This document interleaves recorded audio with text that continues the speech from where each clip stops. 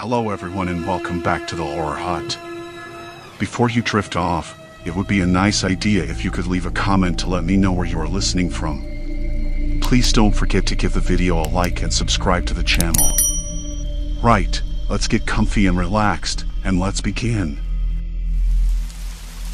Story 1, Expired Aisle, Haunting of the Midnight Gas Station. The hum of the fluorescent lights above barely cut through the thick silence that settled over the gas station after midnight. Night shifts at the edge of nowhere tend to stretch time into something strange. The small gas station sat alone on the side of Route 217, a narrow two-lane road that twisted through miles of scrub and forgotten farms. The kind of place where the sky seemed bigger, darker, and when a car pulled in, it made a soft crunch on gravel that sounded way too loud. I'd been working here for 6 months, mostly because it was close to my apartment and the pay was steady, if unremarkable. The company liked to say it was a quiet, safe location for overnight work. Quiet, yes. Safe? That was what I was still trying to figure out. The clock above the register ticked over to 1:17 a.m., its faint mechanical click echoing in the empty space. I glanced at the snack racks, the usual suspects, bags of chips, candy bars, energy drinks with their neon labels glowing under the dim light. Most of the products looked tired, some past their printed expiration dates by months. Corporate had assured us that the turnover was fast enough to keep everything fresh, but the backroom told a different story. I heard the crunch of tires on gravel and looked up. A dusty sedan pulled into the lot, headlights cutting through the night. The driver, a man maybe in his late 40s with a pale face and tired eyes, shuffled inside. He moved slowly, like he was wading through molasses, and I caught a faint scent of cigarette smoke mixed with something chemical I couldn't place. "Evening," I said, forcing my voice to sound friendly. It was a reflex at this point. He barely looked up, his eyes glassy, unfocused. He grabbed a couple of soda bottles from the fridge and a pack of crackers, then shuffled to the register. His hands trembled slightly as he handed me a crumpled bill. "Long night?" I asked, mostly to fill the silence. He blinked a few times, then nodded, but didn't say a word. I gave him his change and watched him walk out, the door's bell jangling softly behind him. The air felt heavier somehow after he left, like a weight pressing down on my chest. I shook my head, trying to clear it. Probably just the caffeine wearing off. Around 2:15 a.m., a woman came in. She was younger, probably early 20s, with messy hair and a tired smile. She moved more quickly than the man, but there was a strange stiffness in her gait, like she was trying to hold herself upright against something invisible. She picked out a bottle of orange juice and a granola bar, then paused, staring blankly at the cooler for a long time before grabbing a second juice. The barcode scanner beeped as I rang her up. "Everything okay?" I asked. She blinked, then looked at me like she didn't quite understand the question. "Yeah," she said finally, voice flat. "Just tired." I nodded, but the feeling in my gut wouldn't let me let it go. Something was off. Later, when the sun dipped just below the horizon and the first hints of dawn painted the sky, I noticed a small, nearly invisible sticker on one of the soda bottles the man had bought. It was faded, but the date was clear, expired 6 months ago. I frowned and pulled a few other bottles from the fridge, checking their dates. More expired products, some just a month old, but others long past safe consumption. I made a note to check the inventory logs in the morning. Maybe it was just a mistake. After all, these things happen. But the sickly pallor and sluggish movements of the customers nagged at me. At 4:42 a.m., a trucker stopped by. He was gruff but polite, ordering coffee and a sandwich. He glanced around the store, then leaned in, lowering his voice. "You seen those folks out there? Look like they're about to drop dead.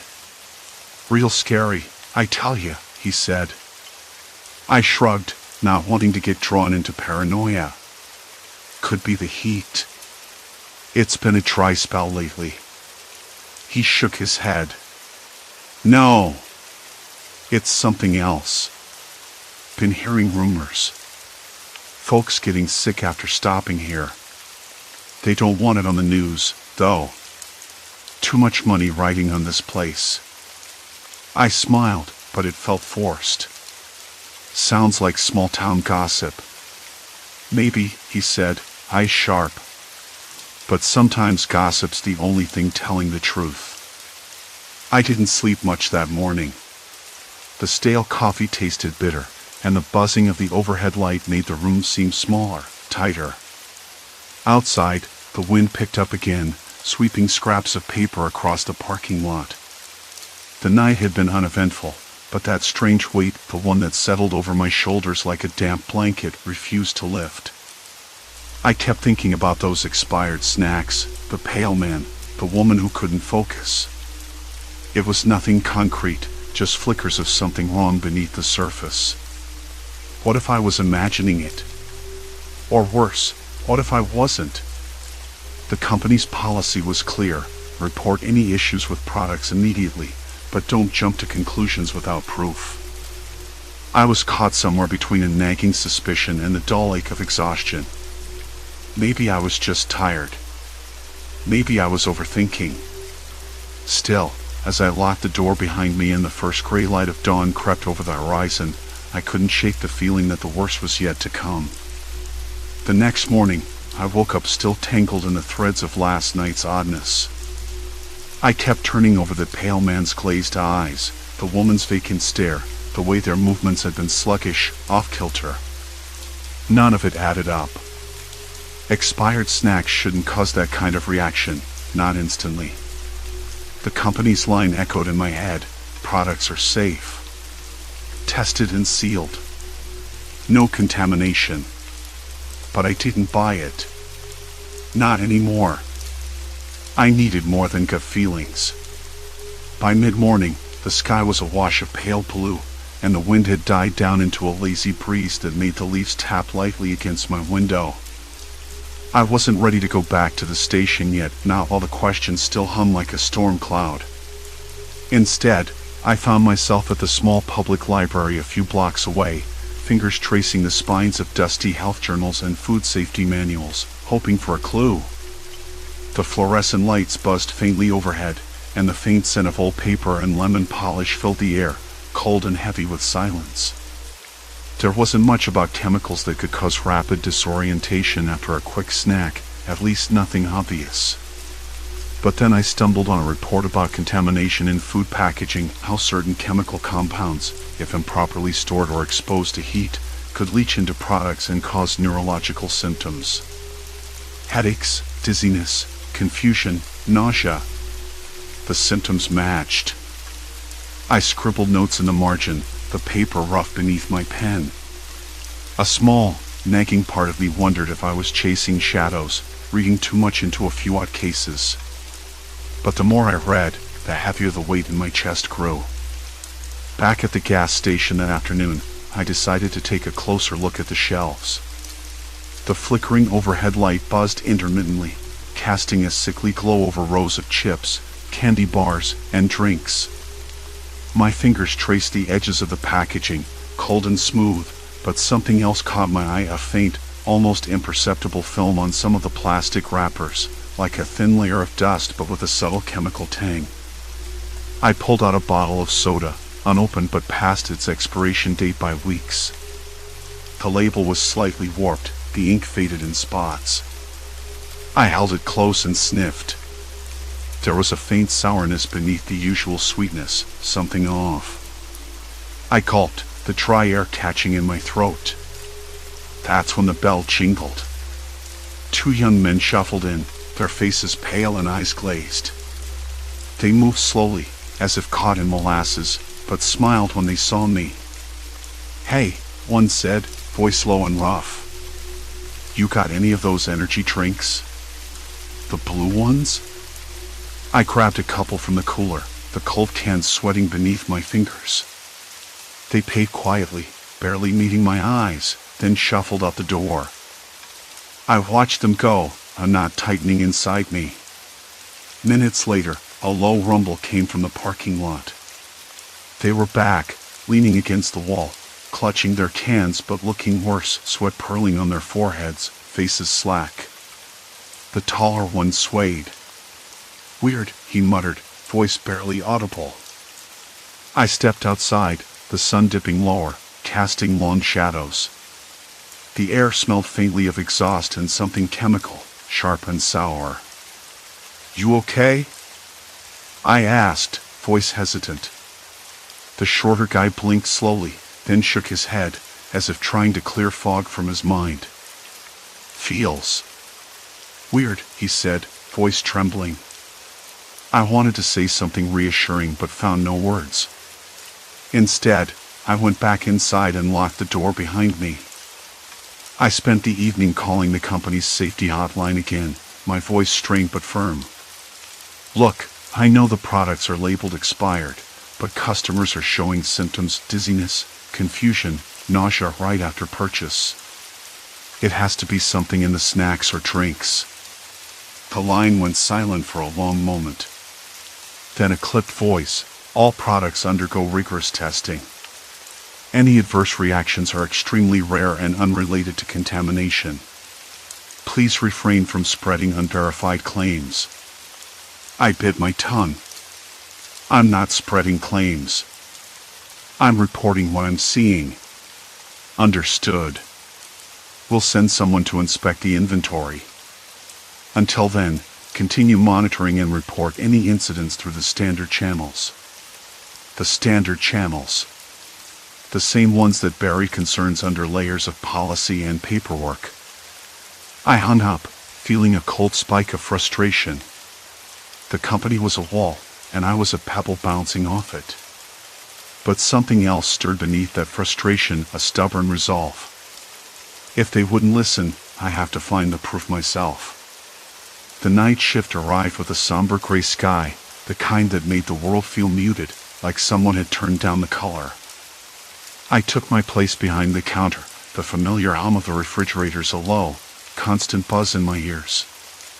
I checked the expired snack aisle again, this time with a flashlight app on my phone, shining the beam over every shelf. The wrappers with that faint chemical film showed up more clearly under the light.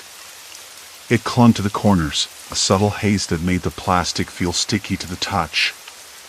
I pulled one from the shelf, a bag of chips long past the printed date. The film was more pronounced there. Suddenly, a soft thud came from the back room. I froze. The station was supposed to be empty except for me. "Hello?" My voice was barely above a whisper. No answer. Just silence. Complete silence. I grabbed my phone, flipping on the flashlight, and moved cautiously toward the door. The air smelled stale, with a faint metallic hint. The back room was cramped, filled with crates and boxes stacked haphazardly. Nothing out of place at first glance. Then I noticed it, a small puddle of a clear, oily liquid seeping from under a crate. The smell hit me, then a sharp chemical bite, like burnt plastic mixed with cleaning solvent. My stomach flipped. I crouched down and touched the puddle with the back of my hand. Sticky. Not water. Not anything I had seen before. I wiped my fingers on a rag, my skin tingling where the liquid had been. A noise behind me made me spin around. A man stood in the doorway, his face unreadable, ice cold. He wore a company jacket, the logo faded but unmistakable. "You shouldn't be back here," he said quietly. I was checking for leaks." "I think something's wrong with the stock," I stammered, trying to keep my voice steady. He stepped closer, the air between us suddenly colder. "We've been monitoring the situation. Nothing to worry about. Just follow the usual procedures." His tone brooked no argument. I wanted to ask more, to tell him what I'd seen, but a sudden sense of danger held my tongue. There was something in his gaze, a warning, or maybe a threat, that made my skin crawl. He turned and left, the door clicking shut behind him. I stood alone in the back room, the smell of chemicals thick in my nostrils, the sticky residue still on my fingers, and a sudden, chilling certainty that this was bigger than expired snacks or company policies. Someone was hiding something. And it wasn't just the contamination. It was the truth. Outside, the wind had picked up again, rattling the windows like impatient fingers. I swallowed hard and knew I couldn't turn back now. Not when the danger was already inside the walls where I worked, silent, invisible, and waiting. Something was coming. And it wasn't just the night. The man's words hung in the stale air like a warning bell I couldn't ignore. We've been monitoring the situation. Nothing to worry about. His voice was calm, too calm, like a surgeon assuring you the scalpel was clean before the cut. But the sharp chemical smell still clung to my nostrils, and the sticky residue on my hand burned with a tingling insistence that something was very wrong. I swallowed hard, fighting the urge to bolt. I wanted to push, to demand answers, to tell him about the customers, the way their eyes glazed over, the sudden nausea, the complaints I'd filed that got lost in a corporate black hole. Instead, I nodded and backed away, the flickering fluorescent light overhead buzzing louder in my ears. "You'll be fine if you follow protocol," he added, stepping back into the shadows of the storage room before the door clicked shut behind him. Alone again, the silence felt heavier, thicker. I wiped my hand on my jeans, but the chemical sting didn't fade. I looked down at the puddle, an oily, translucent smear beneath the crate. Something was leaking, and it wasn't water or anything the company wanted me to find. I forced myself to breathe, to think. My mind raced back to the last few nights. The girl who bought a bag of expired chips and then doubled over behind the gas pumps, clutching her stomach. The old man who insisted his soda tasted off before his hands started trembling so badly he dropped the bottle. The cashier before me who called in sick with flu-like symptoms after the midnight shift. It was all connected, wasn't it? But the company's official line, "Products are safe," clashed with what I was seeing. I needed proof. Something concrete. But where? I couldn't keep running in circles, pretending the gas station was just another lonely outpost on a forgotten highway.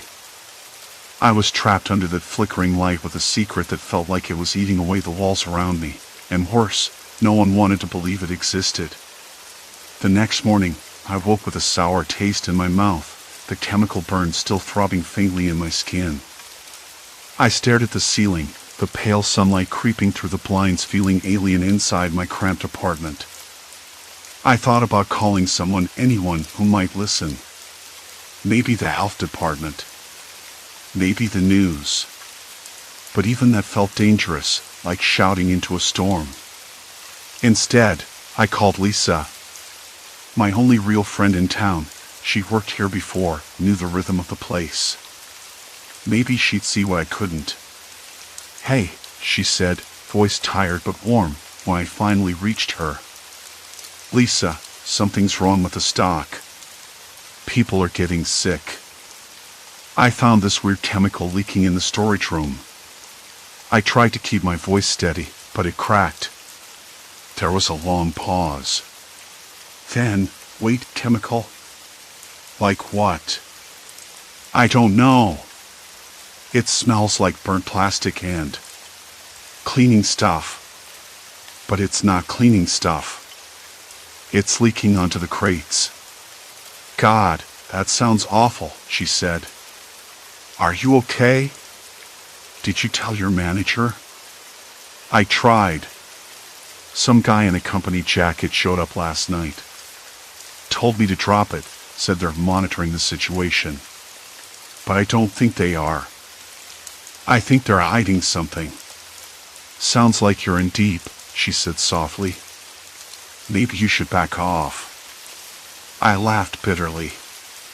Back off? "Lisa, I can't. Not now." I'm in the middle of this, and if I don't figure it out, who will? She didn't answer. That afternoon, I went back to the station, pretending to focus on restocking shelves and cleaning the grimy windows. But my eyes kept drifting toward the storage room door. It was locked tight, the faint chemical odor seeping through the cracks. I knew I shouldn't, but I couldn't resist. At closing time, after the last customer had stumbled away clutching a suspiciously bulging bag of chips, I slipped a thin screwdriver from my kit and worked the lock. The door creaked open, revealing the dim, oppressive space beyond. The smell hit me again, stronger this time, a sharp, chemical sting that made my eyes water. The concrete floor was stained with more of that sticky liquid, pooling beneath crates of snacks and drinks. I crouched down and examined the spill. It shimmered faintly, iridescent in the weak light. Then I noticed it, a series of small, almost imperceptible tubes sneaking along the floor, dripping into the crates. Someone was deliberately contaminating the stock. My breath caught, and I stumbled backward. That's when my phone buzzed in my pocket. I pulled it out, heart pounding. A text from an unknown number. Stop digging. It's not safe. I dropped the phone, the screen cracking on the concrete. Cold sweat slicked my skin, and the room suddenly felt suffocating. Whoever was behind this knew I was onto them. And they were watching. I bolted out of the storage room and locked the door behind me, the chemical smell clinging to my clothes and hair. I leaned against the wall, fighting the urge to collapse. There was no turning back. Not now. The phone buzzed again. You should have listened. The store felt different after that. The flickering light seemed less like a malfunction and more like a warning. The hum of the refrigerators was too loud, like static in my ears. The usual customers arrived, some dazed, some pale, and all of them slipping past the line between sick and something worse. I tried to call Lisa back, but her phone went straight to voicemail. I left messages, growing more desperate with each one. Hours later, the store's old radio, long dead, crackled to life. Static filled the air, then a voice, low and scratchy, interrupted the silence. Leave. Now. I dropped the receiver, heart hammering. No one else was there. The store was empty, except me. The man in the jacket had said to follow protocol. But what protocol? Whose rules was I really following? The company's? The hidden hand poisoning the shelves?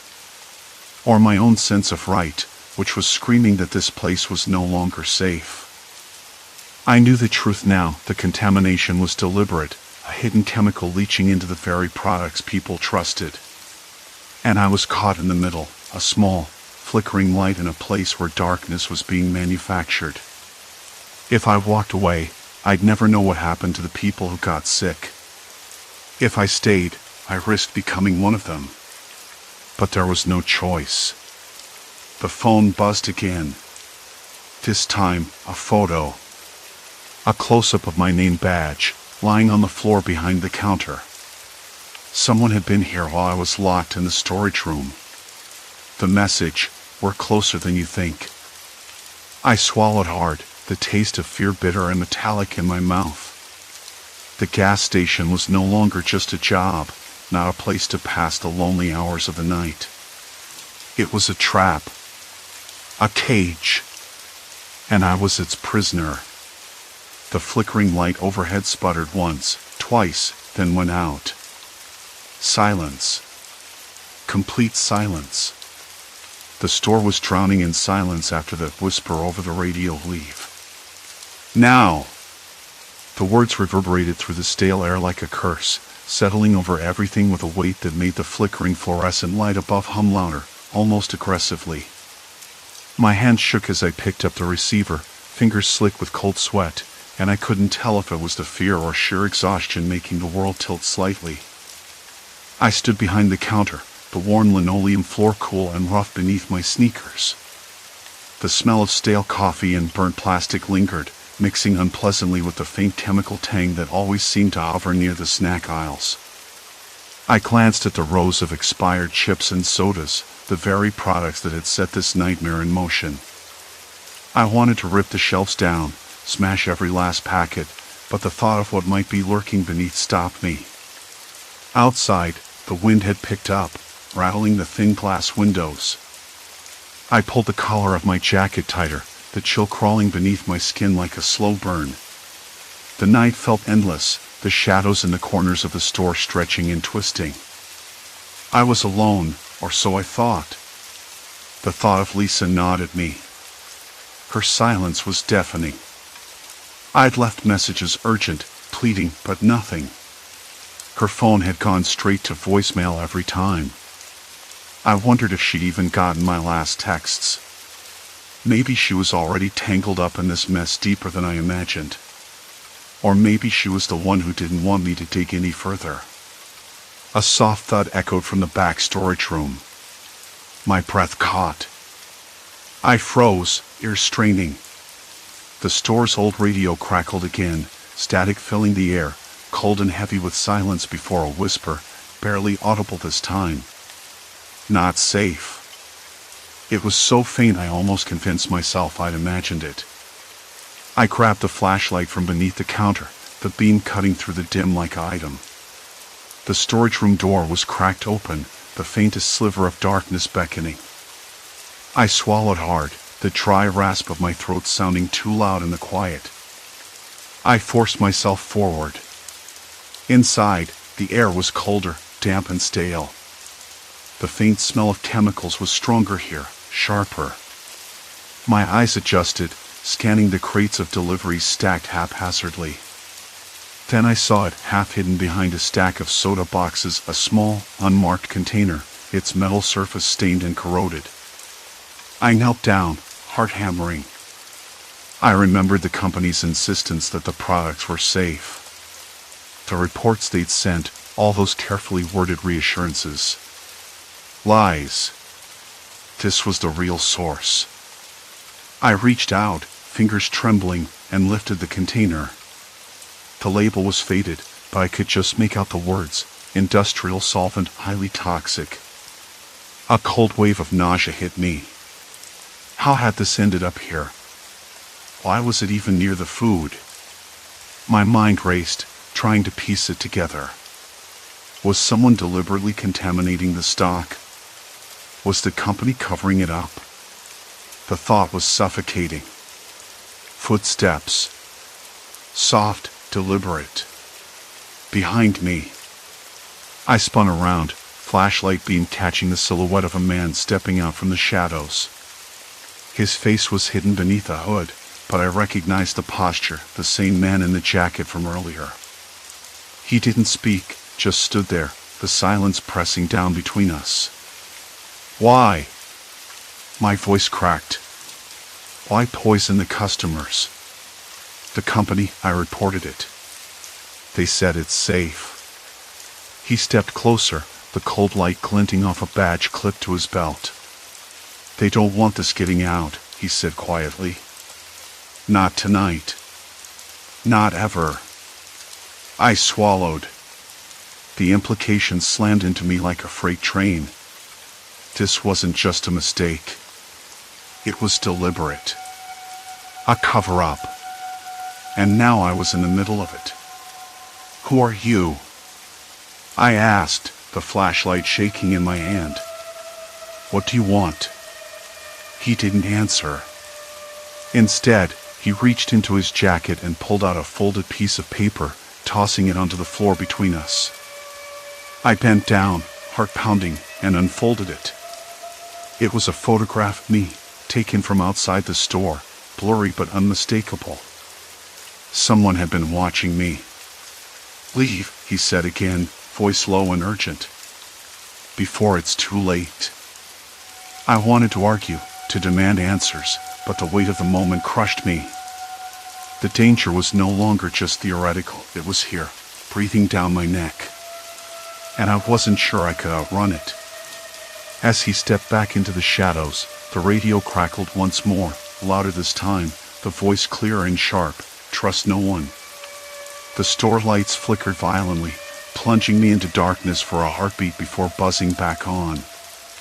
I was trapped, and the night was far from over.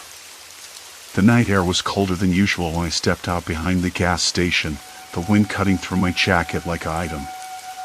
The faint hum of the highway was the only sound, distant and indifferent, as if the world beyond this patch of cracked asphalt didn't care what was unfolding here. I pressed my forehead against the rough edge of the building, the coarse plaster gritty beneath my skin, and let out a breath I hadn't realized I was holding.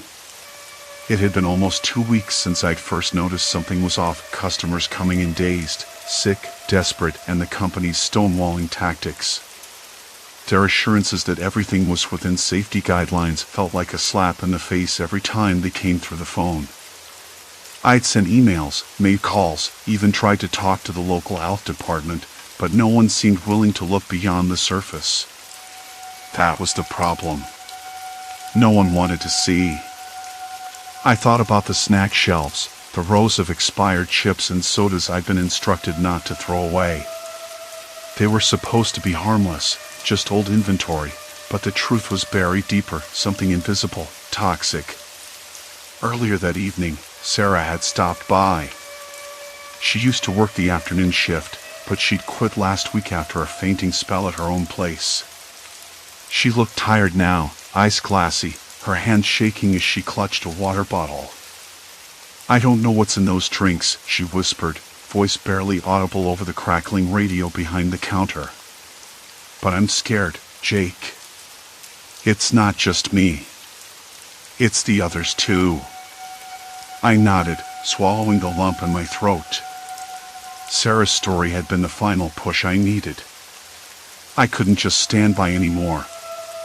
That's why I was here now, crouched by the dumpster, the taste of stale coffee lingering on my tongue, trying to steady my nerves before what I had planned. I pulled the flashlight from my pocket, the beam weak but enough to cut through the darkness. I had to find proof, something concrete they couldn't ignore. The back storage room was a cramped, stale space, filled with the scent of damp cardboard and stale air. I flicked the light on, the bulb buzzing overhead, and my eyes adjusted to the chaos, boxes stacked haphazardly, some torn, others damp from condensation. I ran a hand over the top box, feeling the rough tape and damp paper. Inside was an assortment of the same expired snacks from the shelves, the ones no one wanted to touch. I pulled one open with a trembling hand, a bag of pretzels, puffed and discolored. I sniffed an acrid smell, faint but unmistakably chemical. My stomach churned. I grabbed a pair of gloves from the supply cabinet and began tearing through the boxes, looking for anything out of place. That's when I found it, a small, unmarked container tucked behind a stack of soda crates. The label was worn, but I could just make out the words industrial solvent beneath a barcode sticker.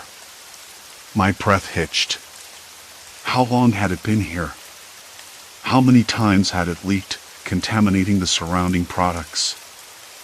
I could feel a cold sweat gathering in my temples as I realized the company wasn't just hiding expired snacks, they were hiding something far worse. I grabbed my phone and snapped pictures, then dialed the only person I trusted to help me now, Detective Harris. He was a regular at the station, quiet but sharp. I told him what I'd found, trying to keep my voice steady. "You sure about this, Jake?" he asked after a long pause. "This could blow up real bad." "I don't care," I said, voice hoarse. "People are getting sick. It's not right." He promised to come by after his shift, and I hung up feeling a strange mix of relief and dread. The hours ticked by slowly, each customer a reminder of what was at stake. I kept glancing toward the storage room, the secret container like a dark weight in my gut. The flickering fluorescent light above the counter cast long shadows, turning the mundane into something sinister. When Harris arrived, his face was grim beneath the harsh overhead glow. We went straight to the back, and I showed him the container. He frowned, pulling out his phone to take pictures. "This is serious," he muttered. "I'll get some samples tested. We'll need to shut this place down until we know what we're dealing with." I wanted to believe it would be enough, that the nightmare was finally ending. But the company's influence ran deep, and I knew, somewhere beneath the surface, the fight wasn't over yet. The next morning, as the sun bled orange over the horizon, health inspectors arrived. They moved through the station with clipped efficiency, their questions pointed but polite. I handed over everything, the photos, the reports, the testimony from Sarah and others who'd fallen ill. The official statement came down like a hammer: contamination confirmed. The gas station would close indefinitely. The company promised a full investigation and compensation for victims. I felt numb. Relief and exhaustion tangled inside me, a knot I couldn't unwind. I watched the last customers trickle out, some with bags of reclaimed snacks, others just staring at the empty shelves, uncertain what to take from the silence that settled over the station. That night, standing alone behind the counter for the last time, I let myself breathe fully for the first time in weeks. The air smelled different, cleaner, somehow. The harsh buzz of the fluorescent lights was less oppressive. The world outside was waking up, and so was I. I thought about the people who had come here, seeking something simple, a snack, a drink, a moment of normalcy, and how fragile that trust had been. The company had tried to bury the truth beneath layers of denial, but truth has a way of clawing its way out. I wasn't the same person who took that first midnight shift. I was quieter now, more cautious, but stronger too. I've learned that sometimes the real horror isn't ghosts or monsters, it's the things people hide, the dangers they'd rather not face. As I locked the doors behind me one last time, the cold night air wrapped around me, sharp and unyielding. I looked up at the sky, clear, vast, indifferent, and felt a strange sort of peace. The danger was real, and it had changed me. But I was still here. Still standing. And that mattered. Story 2, Highway 47 exit, watching eyes in darkness. The night was too quiet. I'd been working at this 24-hour convenience store for just over 3 months, a temporary job that I told myself was a way to save money for something better. The place was the kind of spot where the smell of stale coffee and burnt popcorn was always thick enough to taste, and the pale orange glow from the streetlights cast long shadows across the cracked sidewalks. The town itself was small, the kind of place where everyone nodded at you but never really looked. It was quiet, mostly, except for the occasional distant dog barking or the low rumble of a late-night semi-truck. I remember the first time I heard the warning. It was from Jerry, the night clerk who worked the graveyard shift before me. He was an older man with a weathered face and a voice like gravel, the kind of guy who looked like he'd seen too much and said too little. He told me, almost casually, "Don't take the exit off Highway 47. Not at night. They're watching." I laughed it off, thinking it was just some local superstition or a way to keep people from driving on a sketchy road. But Jerry looked serious, and the way he glanced over his shoulder when he said it made me wonder what exactly he meant. Over the weeks, I heard variations of the same warning from the other clerks. "They're watching." That phrase became a kind of joke, whispered between the flickering aisles and under the buzzing neon lights. At first, I thought maybe it was some kind of prank or a way to keep the night shift lively. But there was a tightness in their voices that didn't fit with the casual tone. Something was off. I had my own reasons to ignore the warnings. My car was old but reliable, and I'd driven that highway exit plenty of times during the day without incident. Besides, life had a way of burying little voices like that under routines and distractions. Bills to pay, shifts to cover, the endless hum of everyday life. There wasn't room for vague fears about unseen watchers. That night, though, something about the air felt different. The cold had settled in deeper, making my breath visible in the store's front window. The usual clatter of passing cars was missing, replaced by a heavy silence that pressed against the glass.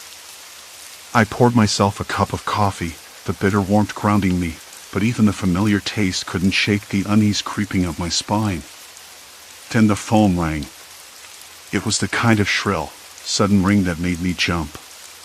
The line was crackly, the voice on the other end barely a whisper. "Don't. Take the exit," it said, broken and hurried before the call abruptly ended. I stared at the receiver, my hands trembling slightly as I set it down. I told myself it was a prank, probably some kid messing around, but the knot in my stomach didn't loosen. I glanced out the window again, catching a glimpse of headlights slowing by the roadside, then disappearing into the darkness. The wind picked up, carrying with it the faint scent of damp earth and something else, something metallic and sharp, like rusted iron. Later, when my break came, I stepped outside for a moment. The night air was thick, almost heavy, and the street lamp above flickered erratically, casting stuttering shadows across the cracked pavement. I pulled my jacket tighter around me, the fabric rough against my skin. A distant car horn echoed, sharp and sudden, followed by silence. Silence. Complete silence. I thought about Jerry's warning, the whispered phrase echoing in my mind. They're watching. Who were they? And why? On a sudden impulse, I decided to take the exit on my way home. Just to see. To prove to myself that there was nothing to fear. The road was narrow, flanked by dense trees that seemed to lean in closer the further I drove. The headlights barely cut through the thickening darkness, and the silence grew heavier, broken only by the soft crunch of gravel beneath my tires. Halfway down the stretch, my phone buzzed. A text. From an unknown number. Turn back, it read. No signature. No explanation. I swallowed hard, my fingers tightening on the steering wheel. The air inside the car felt stale, as if it had been trapped too long in this small space. The road ahead curved sharply, and I slowed down, eyes scanning the shadows between the trees. For a moment, I thought I saw movement, a flicker of something just beyond the edge of the light, a shape that melted away when I blinked. I kept driving, heart pounding louder than the engine. When I finally reached the end of the exit, I found a small clearing. A handful of cars were parked haphazardly, their engines off, headlights dim or flickering weakly. I recognized some of the vehicles from the highway, a mix of trucks and sedans, all seemingly abandoned but for the faint glow of interior lights. I stepped out, the gravel crunching beneath my shoes. The air was colder here, sharper, and I could hear the soft hum of distant radios, the low murmurs of voices just beyond sight. No one was in sight. Just the cars. Silent watchers, or perhaps watched. A shiver ran down my spine. I wanted to turn back, but curiosity rooted me in place. Then I heard it. A soft tapping. Not from any of the cars. From the trees. From the shadows beyond the clearing. I wasn't alone. And whatever was out there was waiting. Watching. I didn't know it yet, but that night was the first thread pulled in a web I couldn't escape. A web woven by silence, isolation, and those who preyed on both. I got back in my car, hands still trembling, the engine's hum a small comfort. As I drove away from the clearing, the phrase echoed louder than ever. They're watching. But I still didn't know who they were. Not yet. The night air hung heavy with the scent of damp earth and gasoline as I drove away from the clearing, the phrase "they're watching" echoing in my mind like a mantra I couldn't shake. When I finally pulled into a 24-hour store about 10 miles down the road, I forced myself to step inside. The fluorescent lights flickered above, casting uneven shadows on the linoleum floor. The clerk gave me a sideways glance, one that felt too knowing. He was a tall man, middle-aged, with a face weathered by years of night shifts and cigarette smoke. Back again, he said, his voice low and gravelly. Did you take a look where we told you? I nodded, trying to sound more confident than I felt. Yeah. It's weird. Cars, all parked, engines running, but no one around. And that tapping sound from the trees. He leaned in, lowering his voice like the store walls themselves had ears. You heard him too, huh?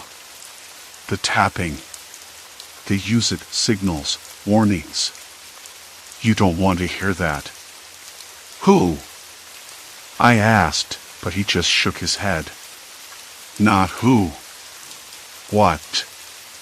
The idea that something human could be lurking in those shadows, preying on the vulnerability of stranded drivers, suddenly felt less like paranoia and more like a grim reality. I'd been dismissing the clerk's warnings as small-town superstition or a warped kind of local folklore, but now the pieces were clicking together.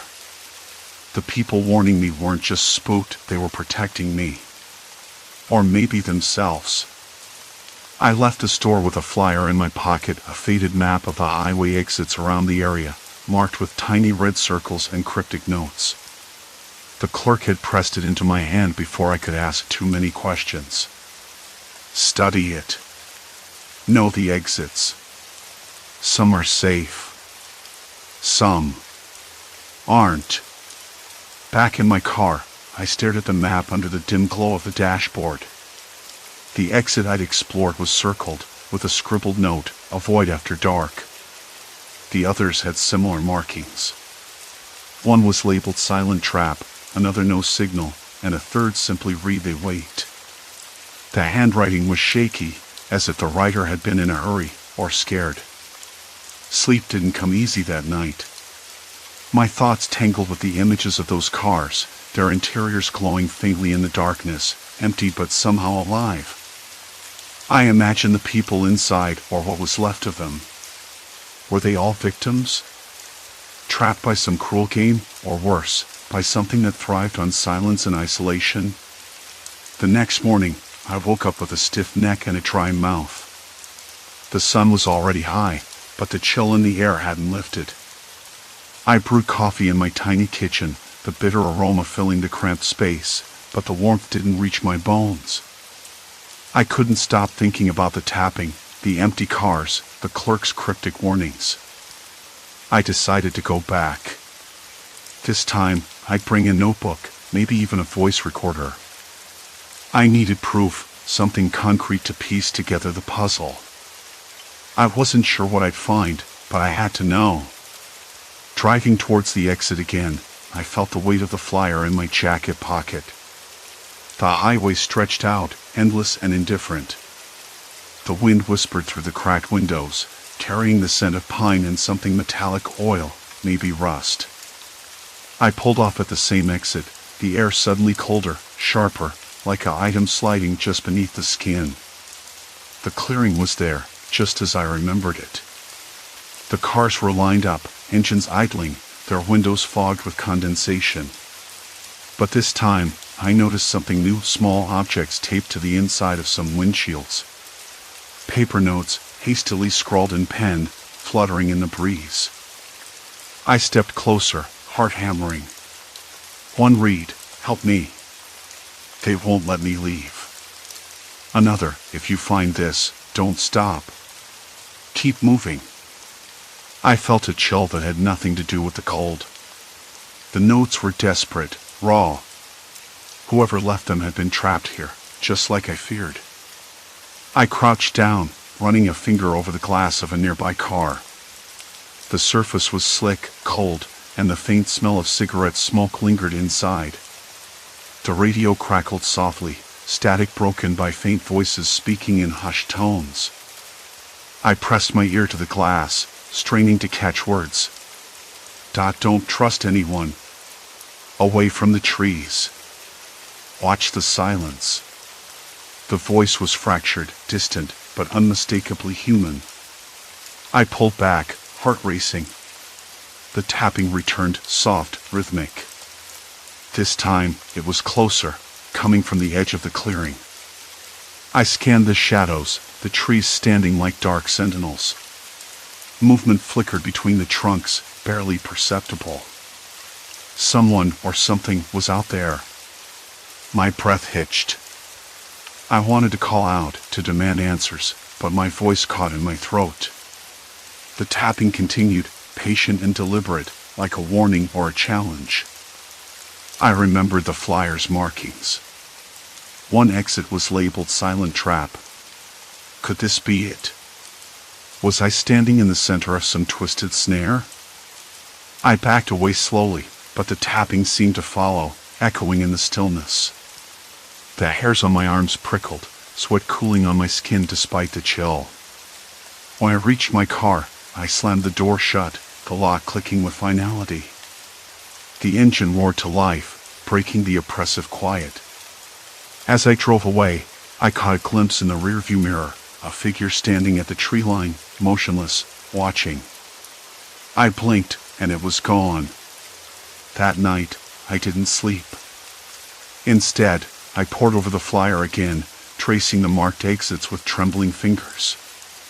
The network was more extensive than I thought, a web of isolated spots where drivers disappeared or were found hours later, dazed and silent, like shadows drained of their voices. I realized I wasn't just chasing a story. I was becoming part of it. The next day, I went back to the convenience store. The clerk was there, his eyes dark and unreadable beneath the harsh lights. I saw them, I said quietly. The notes, the tapping, the figure. He nodded slowly, as if expecting me. They're patient, clever. They don't rush. They wait for the right moment, when you're alone, when you don't hear the world around you. Who are they? I asked. The clerk hesitated, then whispered, people like us. But broken. Hungry for control. They prey on silence because it's easier to disappear in it. I swallowed hard. Is there a way out? He shook his head. Only if you don't stop moving. Only if you stay loud. I left with more questions than answers, the weight of his words settling in my chest like a stone. I knew I had to keep digging, to understand the rules of this deadly game. Because next time, I might not be so lucky.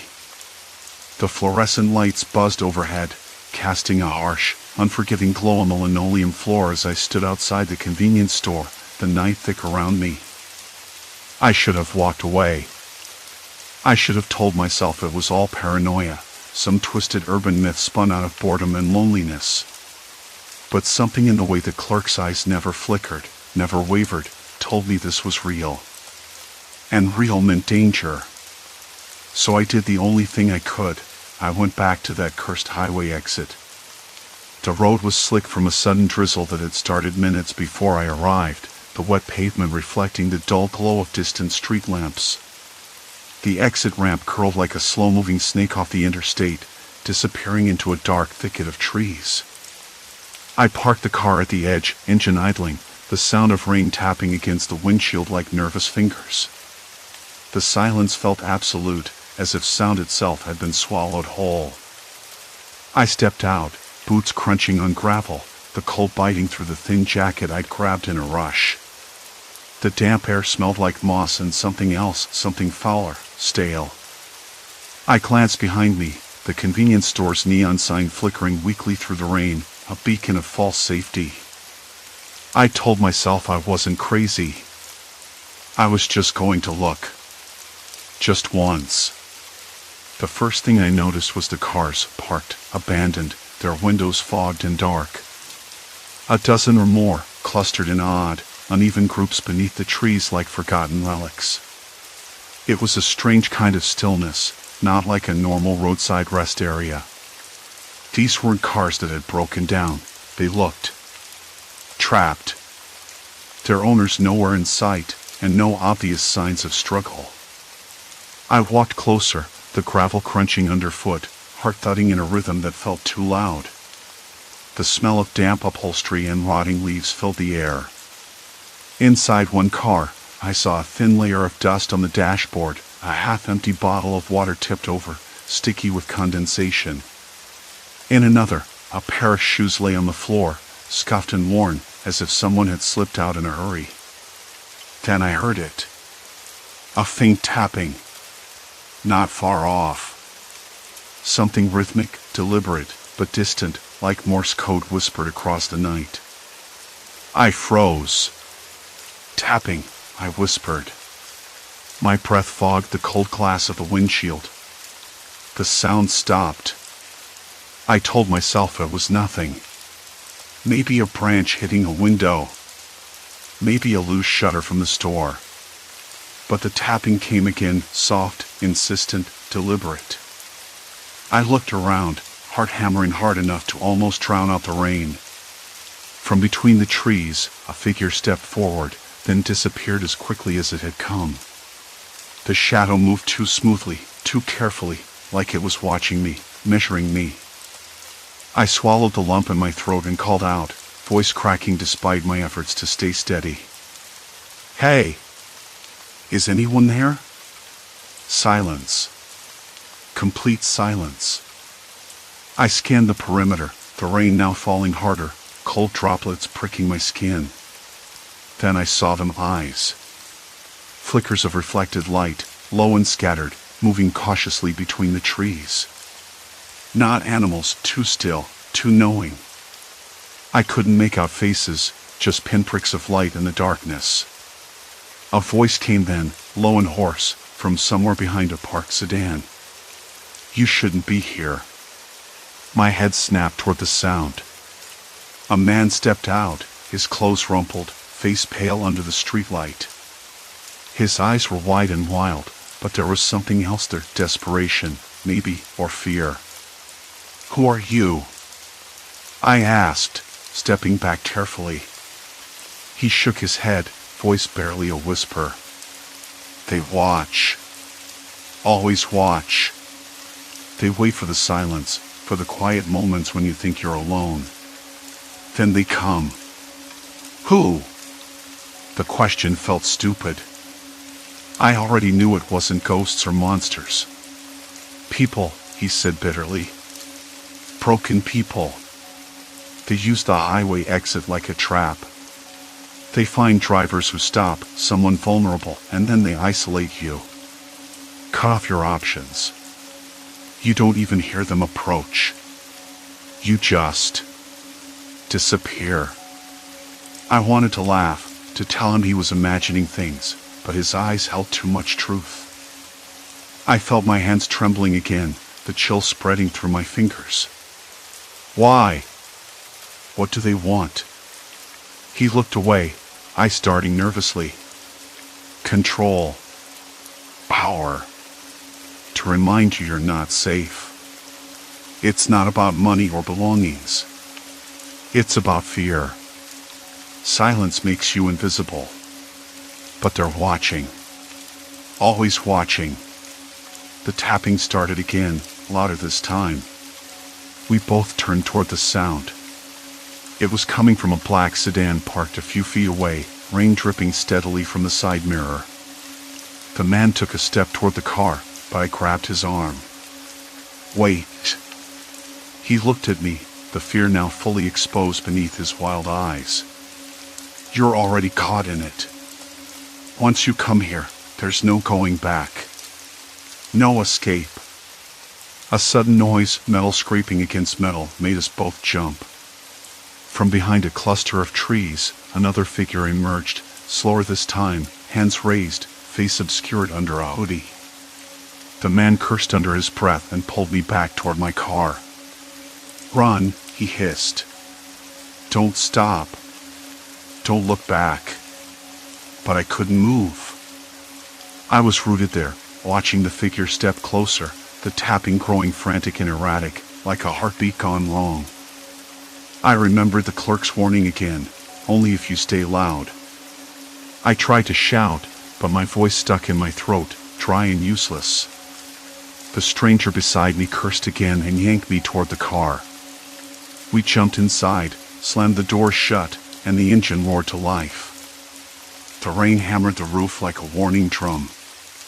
I glanced in the rearview mirror and saw the figure standing at the edge of the tree line, watching us go with those cold, empty eyes.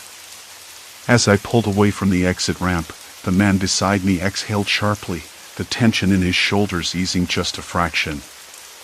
"You're in now," he said quietly. "No more turning back." I swallowed hard, gripping the steering wheel until my knuckles turned white. The highway stretched ahead, dark and endless. Behind us, the exit disappeared into the night, but I knew it wasn't gone. Not really. They were still watching. And they would be waiting for the next silence to fall. The highway stretched ahead, a black ribbon swallowed by night, the rain still hammering the roof like a frantic drumbeat. I glanced in the rearview mirror again, half expecting to see that figure still standing by the trees, but the exit ramp was swallowed by shadows and rain. Just darkness. But I knew better. They weren't gone. They, whoever they were, had eyes everywhere. I could feel it. Like the road itself was watching, waiting, like the silence was a trap. The man shifted in the passenger seat. "We need to find the others. Before it's too late." His voice was low, steady, but I caught the tremor beneath. I nodded, though my throat was dry and tight. The car's headlights sliced through the pouring rain, carving a path forward that felt less like hope and more like a gauntlet. The highway was nearly empty, save for the occasional sluggish vehicle, their taillights bleeding red streaks into the wet asphalt. The silence inside the car was thick, broken only by the steady hiss of rain and the occasional crackle of static from the radio. Static was better than silence. The clerk's words kept echoing, "Only if you stay loud." I tried to stay loud. I hummed under my breath. Tapped the steering wheel. Anything to push back the quiet that felt like it could swallow me whole. After what felt like hours, the man finally spoke again. "There's a rest stop up ahead. A cluster of cars. They're trapped. Been there for hours." He glanced at me, eyes sharp, searching. "You ready?" "Ready." I wasn't sure if I was ready, but I nodded. There was no turning back. The turnoff came suddenly, a dim green sign flickering through the rain, "Rest area 1 mile." As we approached, the headlights revealed a parking lot filled with vehicles, some idling, others dark and still. The air smelled of wet asphalt and gasoline, mingled with something else, fear, maybe, or desperation. We pulled in quietly. The man killed the engine, and the world shrunk to the wet windshield and the muted murmur of rain. The rest stop was eerily still. A few figures moved between cars, their breath visible in the cold air, eyes darting. I stepped out, the cold rain biting through my jacket, the rough texture of gravel crunching underfoot. The man followed close, both of us scanning the shadows. The people here didn't look like criminals or drifters. Ordinary faces, tired and hollow. They glanced at us with a mixture of hope and suspicion. A woman approached, her voice barely above a whisper. "You're the first to come through in hours." Her hand shook as she clutched a thermos, the steam curling into the night air. They watch. They choose who gets to leave. "Who?" I asked, voice tight. She swallowed hard, eyes flicking toward the tree line. "People who stay silent. Who don't fight back." Her words landed like a blow. They wait for you to stop making noise. To stop fighting. Then they close in. A man near her nodded grimly. "You've got to make noise. Talk. Bang on your car. Anything. That's the only way to keep them at bay." I looked around, taking in the cluster of trapped drivers, each isolated in their own bubble of fear. The rain blurred the edges of the world, and the trees beyond the lot seemed to lean in, alive with unseen watchers. Suddenly, a sharp tapping sounded from the edge of the parking lot, rhythmic, deliberate. Everyone froze. The tapping grew louder, faster, like a heartbeat gone haywire. My pulse slammed against my ribs. "Stay loud," the man beside me hissed, his eyes dark and urgent. I opened my mouth, but my voice caught again. The tapping turned frantic, frantic enough to drown out all reason. From the shadows, a figure emerged, slow and deliberate, the wet leaves clinging to their coat. The trap drivers pressed closer together, their faces pale and eyes wide. The stranger stopped just beyond the cars, staring. No words. No movement beyond that. I could feel the weight of 1,000 silent threats pressing down. The rain, the dark, the waiting. The woman beside me shook her head. If you stop talking, if you stop moving, they get inside your head. They make you freeze. Paralyzed. You see things. Hear things that aren't there. Like ghosts, but worse. Real. They're real. I swallowed hard, trying to keep my breathing steady.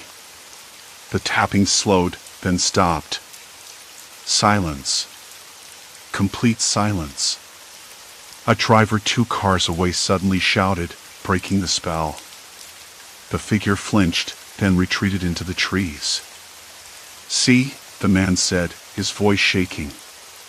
"You've got to keep at it." No silence. I looked around at the exhausted faces, the rain slicking hair and clothes, the wild eyes lit by intermittent flickers of neon from the rest stop sign. The truth settled like a cold stone in my gut.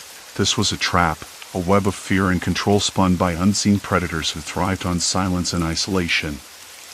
The man pulled me aside. "They're not just watching. They're hunting. But not with tool.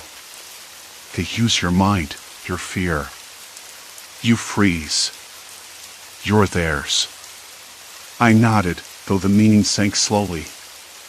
I was already halfway frozen, caught between disbelief and terror. How had I ignored all the signs? The warnings, the loneliness, the dead eyes behind the trees. "Let's move," he whispered. "We need to find a way out." Before they circle back. The trap drivers murmured among themselves, some pulling phones from pockets, others starting cars, engines coughing to life. The collective noise was a fragile shield. I joined in, banging on the roof of my car, calling out, keeping my voice steady even as it cracked. The night stretched on, a slow crawl beneath a sky swollen with thunder. Every shadow seemed to pulse with menace, every silence a potential trap. But for the first time, I wasn't alone in the dark. Then, a sudden crack of tires on wet pavement drew my attention.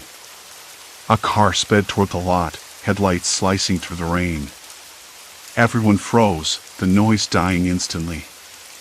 The newcomer slowed, then stopped.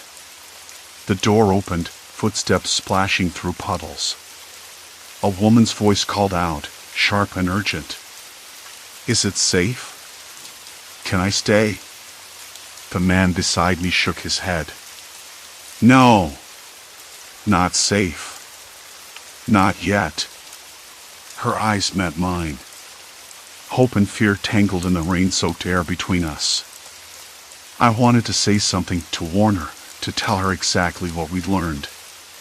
But the tapping started again. And this time, it wasn't coming from the trees. The highway exit had been there, yawning wide and empty, a cracked welcome mat to nowhere. For weeks, I'd skirted around it like it was a nest of vipers, steered clear of those flickering orange street lamps and the dry, brittle grass that clung to the pavement edges.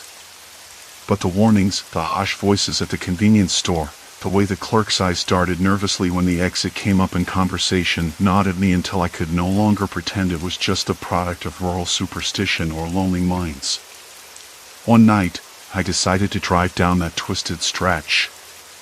I told myself it was curiosity, maybe a little stubbornness, but deep down I think I just wanted to see it for myself. To prove there was nothing there. Even the air was different near that exit, thicker, cooler in a way that didn't make sense against the summer heat. It smelled faintly like old rubber and something else, something metallic and bitter that I couldn't place. I rolled down the windows just a crack, enough to let in the dampness and the distant hum of traffic beyond the trees. The night felt too quiet, like the world was holding its breath. I stopped at the first cluster of cars parked along the shoulder, their engines dead and taillights dim and dusty. The drivers were there, people like me, stranded or maybe just trapped in some shared moment of fear. I could see their faces, pale in the glow of their phone screens, some staring blankly ahead, others whispering to themselves or to whoever was still on the line. I got out, the gravel crunching under my shoes, and tried to catch someone's eye. A woman with a scarf wrapped tightly around her neck looked up, startled, but didn't speak. A man leaned against his door, jaw clenched, eyes flicking nervously down the road, like he was waiting for something to appear in the dark. I remember my hands trembling, the way the hair on the back of my neck prickled even though the night was still as a tomb. "There's no signal here," I said softly, hoping to break the silence that felt too heavy. "You can use my phone if you want." No one moved. No one even looked my way again. It was as if speaking out loud was a crime, as though silence was the only shield between them and whatever haunted this place. I walked a little further, past the line of cars, until I saw him, an older man, maybe in his 60s, sitting behind the wheel with the door open. His eyes were wide and fixed on the darkness beyond the highway, and I swear I caught the faintest tremble in his lips. "They're watching," he muttered without turning his head. I wanted to ask who. What? But the words died in my throat. Instead, I sat on the cracked hood of my car and waited, listening to the night unfold around us. Minutes passed, or maybe hours. Time felt elastic, stretched thin by dread and the strange stillness that pressed in from every side. And then, from somewhere deeper down the road, headlights flickered brief and erratic, like a moth caught in a flashlight beam. The drivers stiffened, some bolting for their cars, others frozen in place. I could almost taste the panic rising in the air, bitter and sour and thick like old coffee left too long on the burner. The light came closer, slow and steady, but not in any usual way. It wasn't a car passing through, it was circling, searching. The old man beside me whispered again, "They pick the quiet ones, the ones who don't scream." I didn't understand then. Not fully.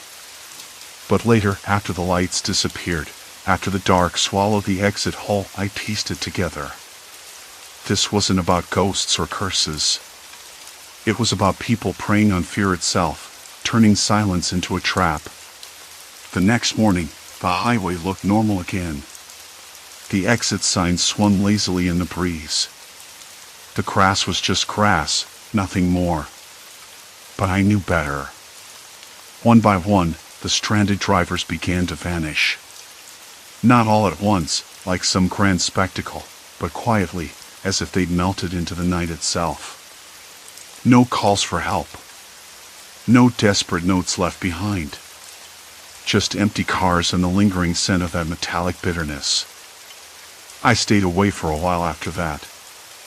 I told myself it was safer. But the images lingered, those hollow eyes, the whispered warnings, the way the night could swallow you whole if you weren't careful.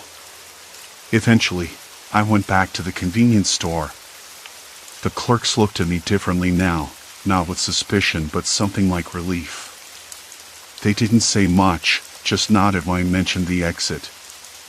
"You saw," one of them said quietly. "Now you know why we warned folks." I never asked who they were. Maybe it was better not to know. Sometimes, I think about the drivers who disappeared. What they felt in those last moments. The paralysis, the silence, the terrible waiting. And I wonder if any of them fought back. If any of them screamed. Me? I don't speak much about that night. The quiet is easier to live with, after all. But I do keep the windows up when I drive past that exit now, and I never stop. because some things don't want to be seen. They wait in the shadows, eyes gleaming in the dark, patient and relentless. And I learned the hard way that sometimes the only way out is to keep moving. Story 3, Silent Alarm, when security tests turn deadly. The first time the doorbell rang at midnight, I didn't move. I knew no one was supposed to be there. No friends, no late-night deliveries, no neighbors dropping by at this hour. It was the kind of neighborhood where you didn't expect much after dark, a few streetlights struggling to stay bright, the distant bark of a dog somewhere 3 blocks away, and the occasional car that passed with its engine muffled by the thick walls of trees lining the street. My house stood at the end of a cul-de-sac, a little too quiet, a little too isolated. I told myself it was probably a prank. Kids looking for a laugh, or maybe the wind had coaxed the bell mechanism into ringing on its own, though that sounded absurd. The doorbell was old but well maintained. The security company had checked it just last month. I rolled over and pulled the blanket tighter. The air was sticky, and I could taste the faint bitterness of sweat on my tongue. The next morning, I found a small, white card slipped under the front door, wedged between the weather strip and the frame. It was blank except for a single line typed in sharp, black letters. "Are you prepared?" There was no signature, no return address, no indication of who might have left it. My fingers trembled slightly as I held it, the paper rough against my skin.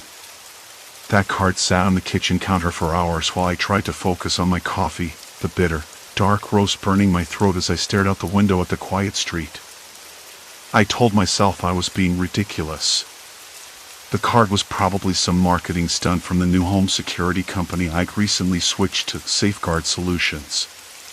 They'd called me twice in the past week, offering a new simulation service that tested your defenses against intruders without the risk. I hadn't agreed, not yet. But that card, that strange little message, it felt like a challenge. I didn't want to admit how unsettled I was.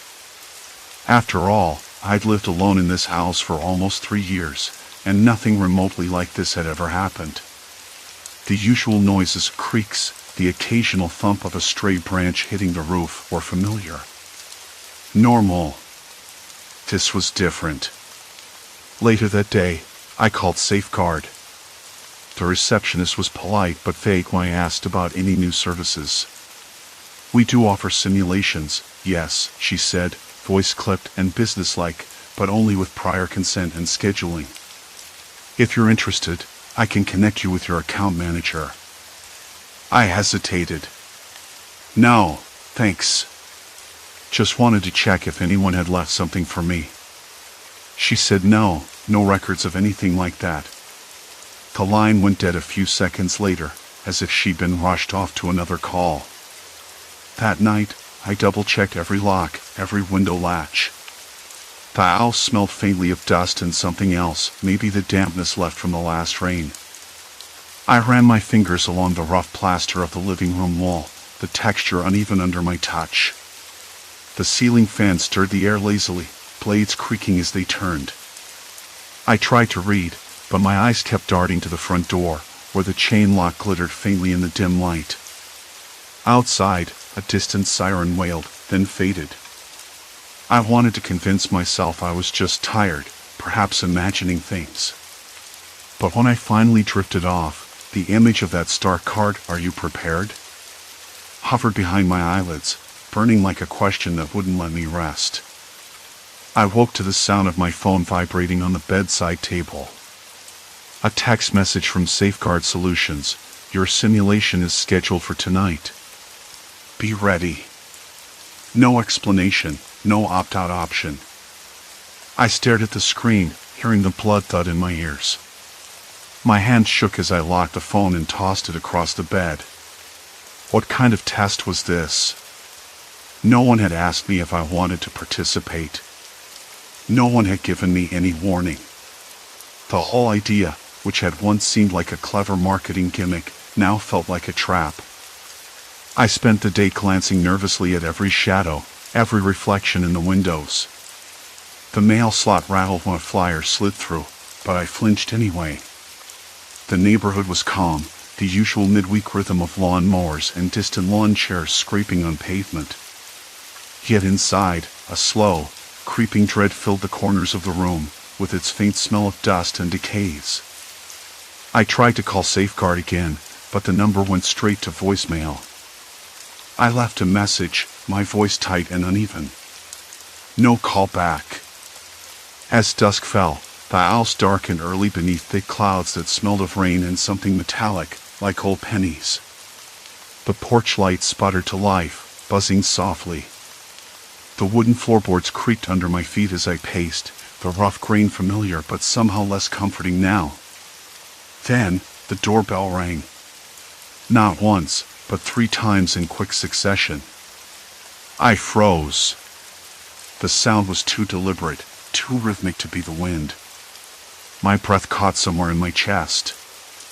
My skin prickled with cold sweat despite the heavy summer air. I wanted to call out, to demand, "Who's there?" But my voice caught in my throat. I didn't know what was on the other side of that door. Was it someone testing me? Or someone with no intention of letting me know they were there? A shadow flickered just beyond the frosted glass. I could see a shape, tall, motionless. A pause. Then it turned away. The front door clicked. Not unlocked, clicked, like it had been opened. I sprinted to the entrance, heart hammering in my ribs. The door was ajar, swinging slightly on its hinges, the screen door rattling softly in the evening breeze.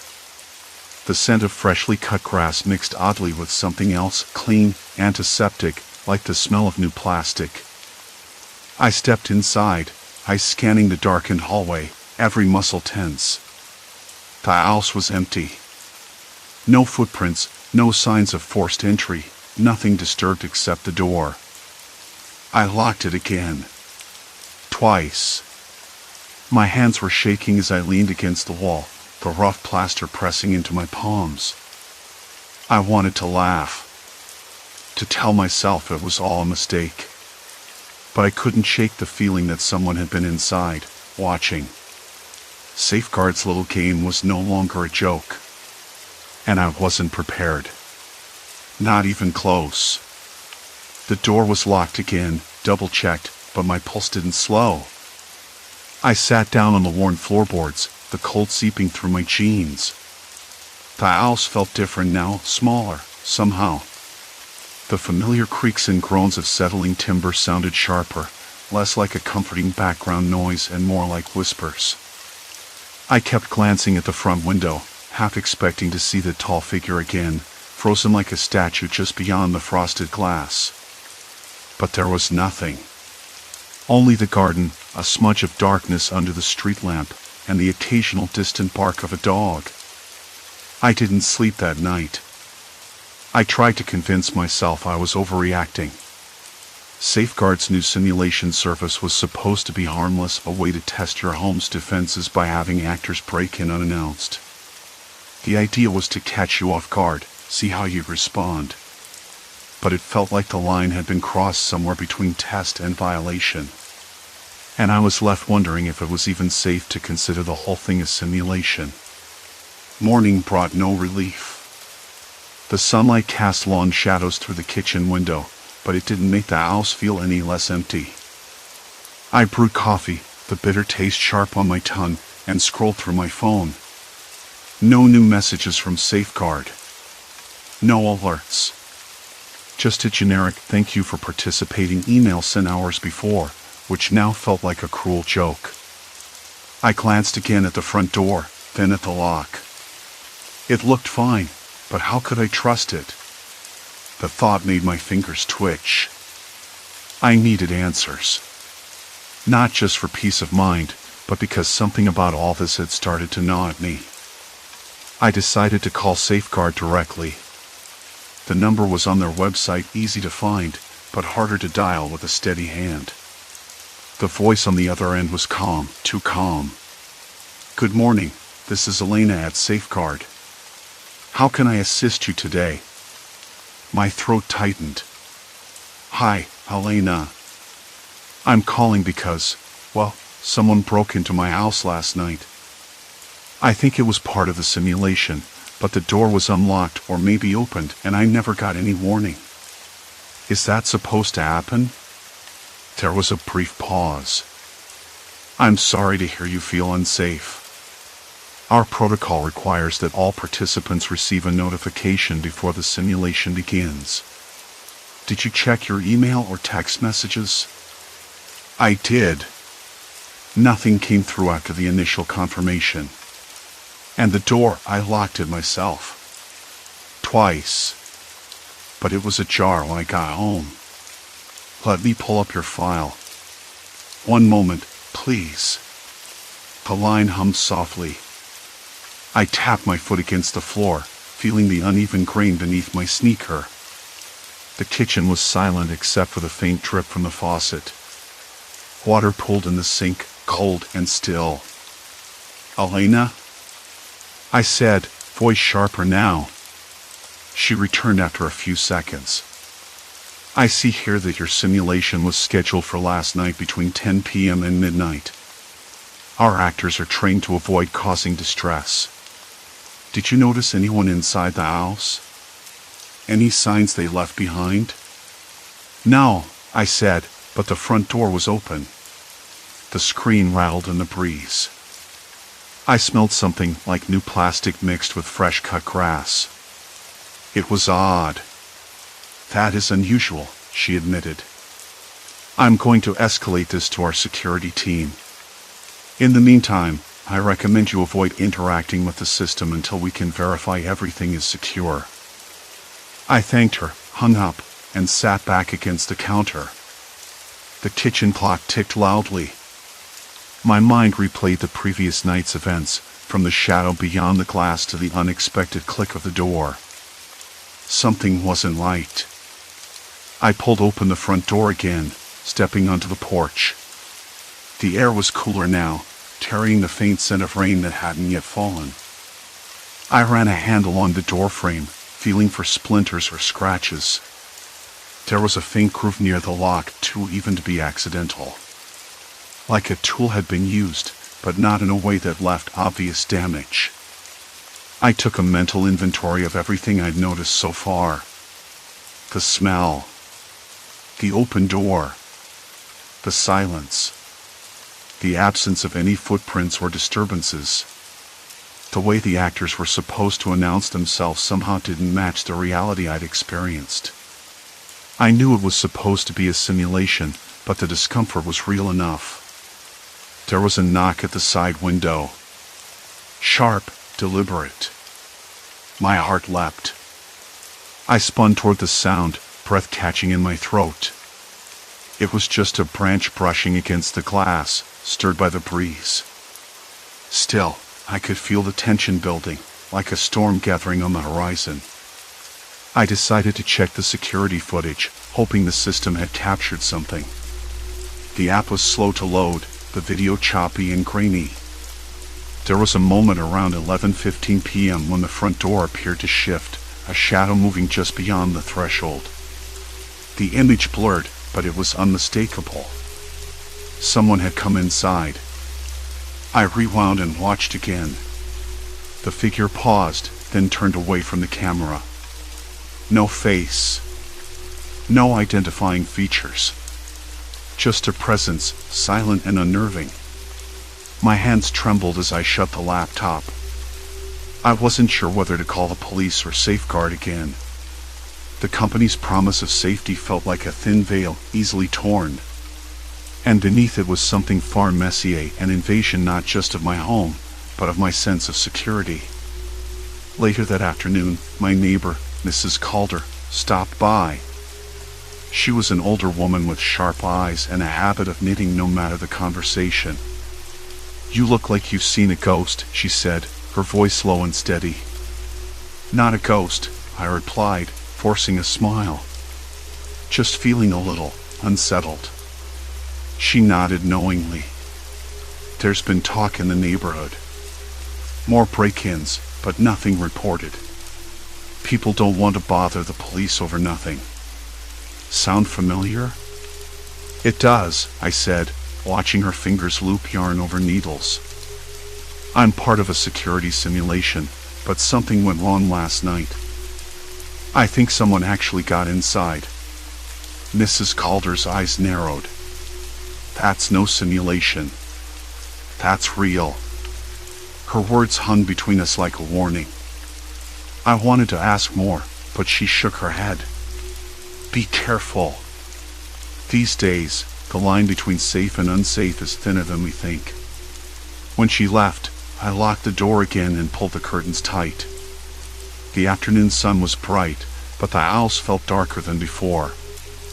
I found myself unable to shake the feeling that eyes were watching me from the shadows just beyond the glass, waiting for the moment to cross the threshold once more. The phone buzzed on the table.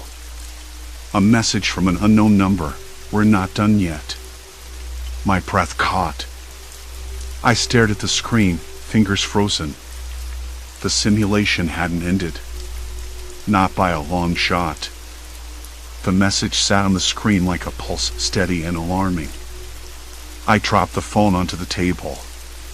The faint buzz lingered, vibrating through the wood like a warning. Outside, the sky was ink dark, the neighborhood silent except for the occasional distant bark of a dog or the hum of a passing car.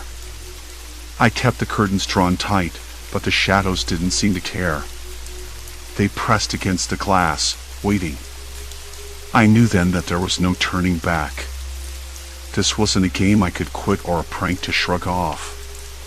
The line between the simulated and the real had blurred completely, and I was trapped in the middle. I paced, fingers tracing the worn edge of the table, trying to piece everything together. When Mrs. Calder said, "That's no simulation. That's real," I brushed it off as her old-world paranoia. Now, I couldn't. She wasn't just being cautious, she was warning me. The phone buzzed again. Another message, this time a photo. My front door, wide open, the lock obviously tampered with. I swallowed hard. Someone had been inside, and whoever it was wasn't done. I grabbed my jacket, ready to leave the house, but the door was stuck. I pulled harder, the old wood groaning under my grip. It didn't budge. Panic prickled down my spine. I checked the windows locked tight, but the glass was thin, the frames aged and brittle. If someone wanted in, they could find a way. I sank back onto the sofa, heart thundering. The quiet was suffocating, like the house itself was holding its breath. My phone vibrated again. A new message popped up. Escape is not an option. My hands trembled. Not out of fear exactly, but from that cold, sinking certainty that I'd crossed a point of no return. I wasn't dealing with a security test anymore. I was the target of something far more calculated. I tried calling the company. No answer. The line went dead.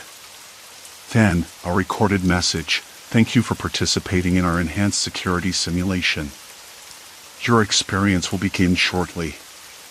The voice was cheerful, robotic, and completely void of concern. I slammed the phone down. The room seemed to darken further, shadows pooling in the corners like ink spilled across the floor. I wasn't alone. I could feel it, something watching, waiting. Suddenly, my laptop pinged.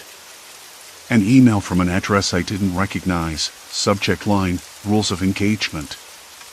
I opened it cautiously. The message was brief, clinical but chilling. Your home is now a live environment. Authorized actors will test your responses without warning. You are to remain inside and follow all instructions until the simulation ends.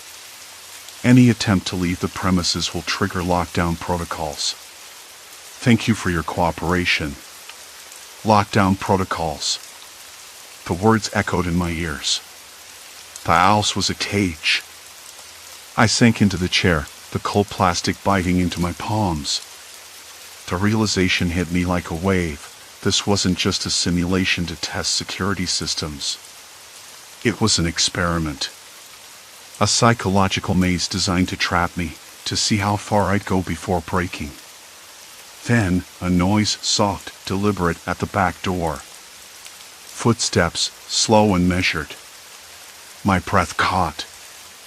I crept toward the kitchen window, peering through the blinds. No one was there. But then the door handle turned, just a fraction. I backed away, heart speeding. The door didn't open. Instead, a voice whispered from the other side, calm and measured. "Good evening. We're here to continue the simulation. Please remain calm." Calm. The word felt like a punchline. I wanted to scream, to bolt, to do anything but stay put. But the email's warning rang louder in my mind, leave and trigger lockdown. I swallowed hard. "Who are you?" I called out, voice shaking. "We're your facilitators. Actors trained to engage and assess your responses. There is no cause for alarm." I wanted to believe them, but the ease with which they'd breached my home, the cold efficiency of it all, it was too much. "Why am I locked in?" I demanded. "To ensure the integrity of the simulation. It's for your safety and to provide the most realistic experience." The door clicked. Locked again. I rubbed my temples, trying to steady the chaos inside my head. The line between what was real and what was staged was gone. The company's promise of security had become a prison. The phone buzzed again. Another message, this time a video. I stared as the screen showed a live feed of the living room, my living room, from a camera I hadn't installed. The actors were inside, moving with purpose, their faces calm but unreadable. The screen flickered. Then the video paused, zooming in on a note left on the coffee table. "Play by the rules, or lose control." I heard footsteps behind me. Slow. Deliberate. I turned. The hallway was empty. Then the power cut out. Silence. Complete silence. The house was swallowed by darkness, except for the faint red glow of the emergency lights. My phone was dead. No service. No way out. I was trapped. And there was no one to help me. The simulation was over. Or maybe it had just begun. A whisper brushed past my ear, cold and urgent. "You wanted the truth. Now live it." The wall seemed to close in, shadows lengthening as unseen eyes watched my every move. I swallowed hard, heart pounding like a drum in my chest. The whisper had come from nowhere and everywhere all at once. I spun around, hands outstretched, trying to grasp the intangible voice. "Who's there?" I demanded, voice trembling. Silence answered, thick and suffocating. A faint scratching echoed from the far end of the corridor, slow and deliberate. My breath hitched. I took a hesitant step forward, knees weak. The floor beneath me creaked, a warning or a welcome, I couldn't tell. Suddenly, a door at the corridor's end creaked open, revealing a sliver of dim light.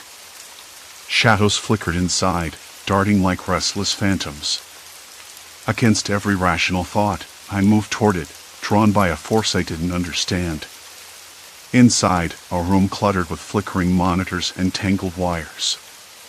Static hissed from speakers, interrupted by fleeting images, faces I recognized, moments from my past, distorted and fragmented. The whispers grew louder, overlapping voices, confessions, threats, memories I had tried to bury. "Look closer," the voice urged. On one screen, a figure emerged, my own reflection, twisted and broken. It mouthed words I couldn't hear but felt searing into my mind. The air thickened, charged with desperation and dread. A sudden slam behind me jolted my senses. I whirled to face the hallway, now empty again, but the oppressive silence had deepened, pressing down like a physical weight. I realized then, this place was alive, feeding off my fear. The whisper returned, softer now, almost compassionate. Truth has a price. Are you ready to pay? I nodded, more to steel myself than out of conviction. Whatever this was, whatever the simulation meant, I couldn't turn back now. Now when the walls themselves seemed to be closing in, and the darkness whispered secrets only I could hear. The slam echoed in the hollow corridor behind me, sharp and sudden against the low hum of the flickering monitors. I spun around, breath catching in my throat. The hallway was empty again, too empty. The silence that followed was thick enough to choke on, pressing against my eardrums with an unnatural weight. I wiped my clammy palms against my jeans, the rough denim scratching at my skin. The monitors glared back at me, their fractured images twisting and writhing like a fever dream. I glanced back at the screen showing my own distorted reflection. The mouth moved silently, the words seared into my mind before I could even comprehend their meaning. Look closer. The phrase echoed like a pulse, steady and insistent. I felt the room's temperature drop, the stale air turning chilly, like the breath of the unknown brushing against my neck. I swallowed hard, stepping closer to the monitors, feeling the tangled wires coil beneath my fingers like living things. I wanted to shut it all down, rip the power from the walls, but some part of me, curiosity or something darker, held me in place. The whispers layered, voices overlapping in a discordant symphony. Some were familiar, fragments of conversations from my past. Others were alien, cold, and clinical, like the voice of a machine trying to mimic emotion without understanding it. The door behind me creaked again, the sound a subtle invitation or a cruel taunt. I didn't want to look, but I did anyway. The corridor stretched out, a gaping maw of shadows that seemed to breathe and pulse with each step I imagined taking. I could feel something watching, waiting just beyond the edge of my vision. Who's there? My voice was brittle, cracking under the weight of its own desperation. No response. Only the faint scuff of footsteps, too light, too deliberate, moving away down the hall. I wanted to follow, to chase the sound, but my legs felt rooted to the spot. The lights above flickered, casting long, jittering shadows that danced across the cracked plaster walls. A stale smell drifted through the air, cold and heavy with silence, mold, dust, and something metallic, like iron. I pressed my hand against the cool wall, the rough texture grounding me. My mind raced, trying to piece together the fragments of what I'd stumbled into. This wasn't just a simulation. It wasn't a test. It was something else entirely. A sudden beep from one of the monitors startled me. The screen switched to a new feed, live, unfiltered, and my breath caught again. The view was from the front door, the camera angle low, angled upward. And there, just beyond the glass, a figure stood. Not an actor, not a technician. Someone real. Watching. I could feel my pulse hammering in my ears. The air around me thickened, claustrophobic, as if the walls themselves were closing in. The figure outside didn't move. Didn't blink. Just stared. I tried to force myself to breathe evenly, to calm the rising panic that threatened to drown me. Then another beep. The camera feed changed again, this time to the kitchen. Empty. The next feed showed the living room, the furniture bathed in pale moonlight filtering through the curtains. And then the hallway. Empty, except for a shadow that flickered at the far end, just beyond the reach of the light. I felt a cold sweat bead at my temples. My fingers trembled as I reached out to touch the screen, the glass cool and unyielding beneath my skin. I wanted to believe it was a glitch, a trick of the light. But I knew better. The house wasn't just a backdrop for some elaborate test, it was a trap. The whispers grew louder, sharper, threading through the static with an urgency that made my skin crawl. I couldn't make out the words, but the tone was unmistakable, warning. threat, demand. I tore my gaze away from the monitors and moved toward the hallway. Each step was deliberate, measured. I kept my eyes on the floor, watching for anything out of place. The heavy scent of damp plaster and old wood filled my nostrils. The air was thick enough to taste, bitter and metallic, like the inside of a wound. Halfway down the corridor, I heard it again, a soft click, like a lock disengaging. My breath hitched. I didn't look up. Instead, I pressed myself against the wall, heart drumming so loud I thought it might burst through my chest. "Please," I whispered, more to myself than anything else. "Just a test. Just a test." The door at the end of the hall creaked open wider this time, a sliver of darkness spilling into the light. And then a voice, low, calm, but with an edge that made my skin prickle. "Why are you still here?" The words were simple, but they hit me like a blow. I froze. The voice was close, too close. I could smell the faint scent of sweat and something else, cologne, maybe? Something sharp and unnatural. "I'm not leaving," I said, though my throat was dry and ragged. "Not until I know what this is. Who you are." There was a pause, heavy and deliberate. Then the footsteps, slow, purposeful, echoed down the hallway, approaching. I could feel the presence before I saw it, a cold wave of intention that swept through the space like a shadow passing over the sun. The figure emerged into the dim light, face obscured by the hood of a jacket. No smile. No greeting. Just eyes, dark, unblinking, calculating. "You don't understand," the voice said again, quieter this time. "This isn't about you. But you're in the way." I swallowed hard, the weight of those words sinking in. I wasn't just a participant in some twisted game. I was a target. A piece on a board I couldn't see. "Then why?" I asked, voice barely more than a whisper. "Why bring me here? Why the simulations, the cameras?" The figure tilted their head, considering. "Because boundaries are fragile. Because control is an illusion. And because fear is the most honest truth we have." My hands trembled. I wanted to back away, to run, but the hallway seemed endless, closing in from both sides. The air grew colder, the light dimmer. Every instinct screamed at me to flee, but I couldn't move. Not yet. "Do you know what it feels like?" The figure stepped closer, their voice dropping. "To watch everything you thought was safe unravel. To realize your home, your sanctuary, is just a cage." I swallowed the lump in my throat. I did know. More than I wanted to admit. The air in the house was thick, almost humid, like the kind of stillness that comes before a storm, not the weather kind, but the kind that settles inside your chest and makes every breath feel a little heavier.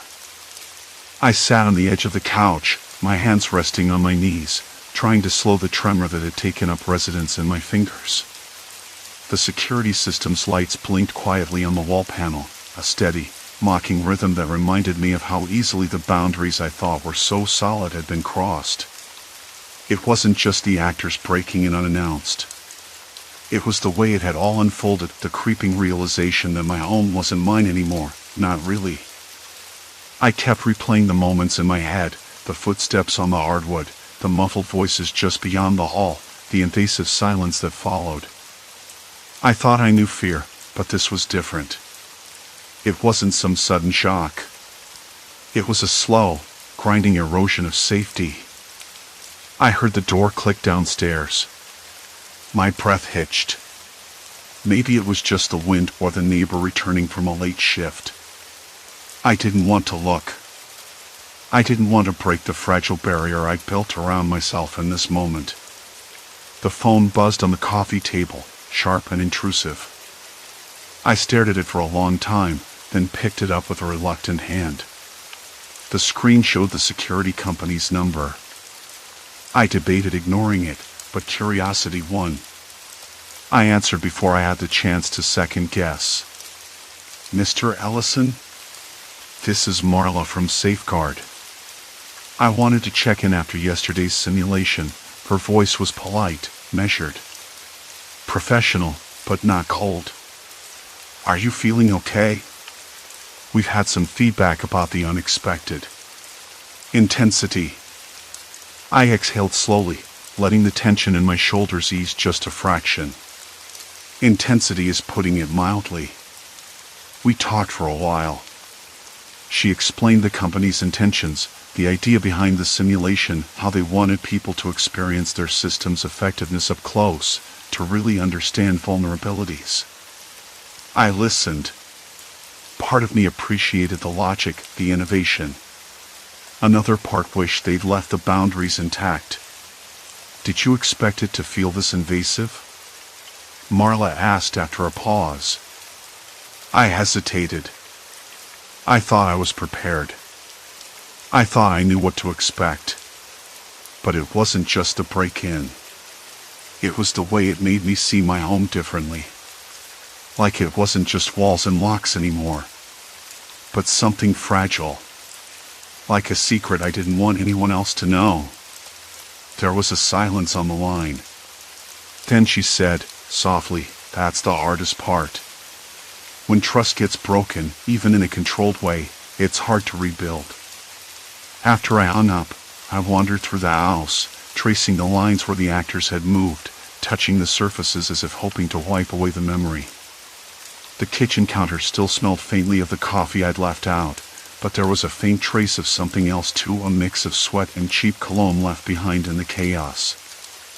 I opened the front window just a crack. The cool night air slipped in, carrying the distant murmur of traffic and a dog barking somewhere down the street. The world outside kept moving, indifferent to the small fracture in my life. I thought about calling someone, anyone, but the phone felt heavier now, loaded with the weight of what I'd experienced. Even my closest friends wouldn't understand. They'd probably say I was overreacting, or that I was too cautious. Maybe they were right. Maybe this was just me losing my grip on normalcy. But then I remembered the way my hand shook when the door creaked open without warning, the way I couldn't find my voice when the actors stood in my living room like they belonged. The way the silence pressed down like a physical thing. I wasn't overreacting. Morning came slow, the sunlight filtering through the blinds in thin, hesitant lines. I didn't sleep much. When I finally drifted off, it was to dreams filled with shadows and voices just out of reach. Even waking felt like stepping onto uneven ground. The next day, I called Safeguard again. This time, I asked for the full report, the timeline, the actors' movements, everything. I needed to understand how it had all slipped through my defenses. They sent me the footage and logs. Watching them was like watching someone else's nightmare. The actors moved with practiced ease, slipping past cameras and sensors I thought foolproof. Every alarm I'd expected to hear was muted, every notification delayed. The system I trusted was just a veneer, a fragile illusion. It was humbling. I realized then that my fear wasn't just about strangers breaking in, it was about my own complacency, my blind faith in technology to shield me. I had built walls, but they were paper thin. I made changes after that. Not just to the system, but to myself.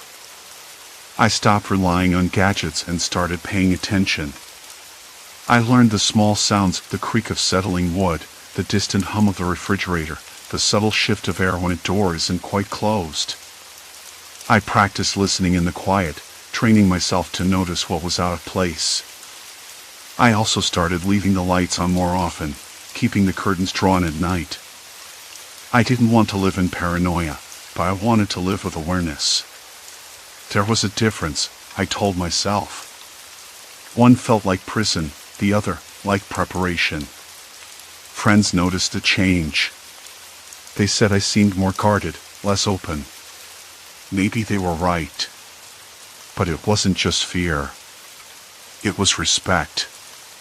For my space, my privacy, and the fragile line between safety and vulnerability. Weeks later, I stood by my front door, hands resting lightly on the frame, feeling the rough grain of the wood beneath my fingers. The house was silent. I could hear the distant clatter of a garbage truck, the low murmur of conversation from a passing neighbor. The world was the same, but it wasn't. I turned the lock carefully, then pushed the door open. The cool morning air brushed against my face, carrying the scent of damp earth and blooming jasmine. I stepped outside, the sunlight warm on my skin. For a moment, I just stood there, breathing it in. I understood now that security wasn't just about locks or cameras. It was about boundaries, knowing where they lay, defending them, and accepting that sometimes they might be crossed. But crossing them didn't have to mean losing yourself. I closed the door behind me, the click solid and reassuring. The house was still mine, and I was finally ready to live in it again. Story 4, Fractured Perception, Medications Distorted Reality. The first morning after I started the new prescription, I woke up with the taste of rust in my mouth. It wasn't the kind of shift you could see exactly. More like the edges of everything were softer, or maybe thinner. I rubbed my eyes and swung my legs over the side of the bed, the floor cold against my bare feet. I had to remind myself that I'd taken the pill last night, not because I'd forgotten, but because my mind was already doubting what I remembered. Was that how this was going to start? A slow unspooling of memory, a question mark hanging over every little thing? The apartment was silent except for the distant hum of traffic and the occasional scrape of a garbage truck outside. I shuffled into the kitchen, flicking on the light. The bulb flickered twice before settling into a steady glow. The counter was cluttered with the usual, a chipped ceramic mug half full of cold coffee, a bent spoon, a jar of peanut butter with the lid slightly askew. I reached for the mug and the handle felt rough, almost like sandpaper, which made me pause. I stared at it for a moment, wondering if I'd imagined the texture. I touched it again, smooth as always. That was when I noticed the face in the reflection of the window, a face I knew, but not quite. It was mine, but the eyes were different. Lighter, maybe. More alert, too sharp. I blinked and turned away, telling myself it was the early morning light playing tricks. Nothing more. At work, the usual faces greeted me, but something was wrong there too. The receptionist, Marla, smiled at me with a kind of too-wide grin, her lips stretched just a fraction too far and her eyes darting like she was trying to hide something. I hesitated before returning the smile. She didn't notice. No one did. But I felt the hairs on the back of my neck rise like static electricity. The office smelled like cheap air freshener and printer ink. I sank into my chair and stared at my computer screen, the words on the document blurring slightly at the edges. I rubbed my temples, trying to shake the fuzziness. The new medication was supposed to help with anxiety, but I wasn't sure if it was helping or making things worse. During the morning meeting, I caught something in the corner of my eye that made me freeze. Dave from accounting was talking about the quarterly report, but his shadow on the wall didn't quite match his movements. It lingered a little too long after he turned away, stretched just a fraction too tall, like a bad reflection in a warped mirror. I blinked hard, and the shadow snapped back to normal. I told myself to focus on the numbers, the projections, the charts. It was all normal. It had to be. Lunch was a blur of bland sandwiches and the low murmur of coworkers chatting about weekend plans. I sat at the corner table, peeling the wax paper off my turkey sandwich, when I noticed the woman at the next table. She was scrolling through her phone, but her face seemed unsettled. Not in an anxious way. More like a mask that was slipping, a brief flicker of something raw, something unwilling. I caught her eye, and she looked away quickly. The cafe smelled faintly of burnt espresso and old leather. The sound of the espresso machine hissed and steamed like a quiet warning. Back at my desk, I tried calling my doctor's office to report the odd sensations, but the line was busy. I left a message. The receptionist's voice sounded distant and robotic, as if she was reciting from a script. I wondered if she noticed the way I hesitated before speaking, the pause that wasn't quite natural. That evening, I walked home under a sky bruised with the last light of dusk. The street lamps flickered on one by one, casting long, uneven shadows across the cracked pavement. I passed Mr. Klein's house, the one with the overgrown garden and the peeling paint. His silhouette stood at the window, watching me. For a moment, I thought I saw his face distort, his mouth stretching into a grin too wide, too slow. Then he blinked, and he was just an old man again, looking tired and alone. The apartment was warmer than I expected when I got in, almost stifling. I pulled open the window to let in the night air, which smelled faintly of wet asphalt and distant fires. The city was alive with sounds, sirens, laughter, the low drone of tires on wet roads. I sat on the couch, the fabric rough against my palms, and stared at the ceiling. I found myself tracing the cracks in the plaster, watching how they spider-webbed across the surface. One crack looked like it had been painted over, but when I touched it, the paint felt thin, almost transparent, like a veil over something else. I shook my head. I was being ridiculous. But then, as I looked back toward the kitchen, the shadows seemed to shift again. The outline of the doorway stretched, the edges wavering like heat rising off asphalt on a summer afternoon. I blinked, heart stuttering. Maybe it was the medication. Or maybe it was something I'd never noticed before. Either way, I couldn't shake the feeling that something was watching me from the edges of my vision, something that wasn't supposed to be there, something that everyone else was ignoring. A cold breeze flickered through the room, carrying with it a whisper I couldn't quite catch. The breeze died down, leaving the room unnervingly still. I stared at the paint-smudged crack again, fingers hovering just above it, reluctant to touch. Maybe I was losing it. Maybe the medication was already messing with me more than I'd admitted. But, if so, why did no one else see it? Why did no one else react when I asked? The next morning, the world felt off-kilter the moment I opened my eyes. The sunlight was too white, too sharp, as if it had been filtered through some cold glass. Even my own reflection in the bathroom mirror looked strange, eyes just a little too wide, skin unnaturally smooth, almost waxen. I blinked hard and the image shifted back to something familiar. Or at least what I thought was familiar. Breakfast was a blur of cereal, sake at the edges, and too strong coffee. I sat at the kitchen table, the cold wood grain rough against my fingertips, trying to focus. Thoughts tangled in my head, circling back to the distorted faces I'd glimpsed the night before. Faces that warped ever so slightly, as if the people I knew were hiding something beneath their skin. I decided to test it. If this was the medication, maybe I could pinpoint when the distortion started.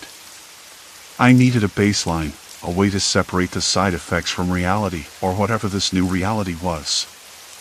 I grabbed my phone and started scrolling through photos I'd taken over the past week. Pictures of friends laughing, the street outside my window, the cracked sidewalk by the coffee shop. Most looked normal, but a few made my stomach twist. In one, my friend Jamie's smile stretched too wide, teeth sharper than I remembered, eyes losing their warmth. In another, the street lamp on Main flickered with a strange pulse, casting shadows that didn't match the objects around it. I shook my head. I was searching for something that might not exist. Later, I met Jamie for lunch at our usual diner, the one with the chipped red vinyl booths and the smell of frying bacon that clung to your clothes like a warning. She greeted me with a smile, and I noticed it immediately, the same subtle distortion from the photo. Her eyes flickered, darkening and brightening like a faulty light bulb. I caught myself staring, trying to force the image to steady. She frowned, reaching across the table to touch my hand. "You okay? You look like you saw a ghost." I swallowed. "I don't know. I'm just tired, I guess." Jamie's grip was warm, grounding.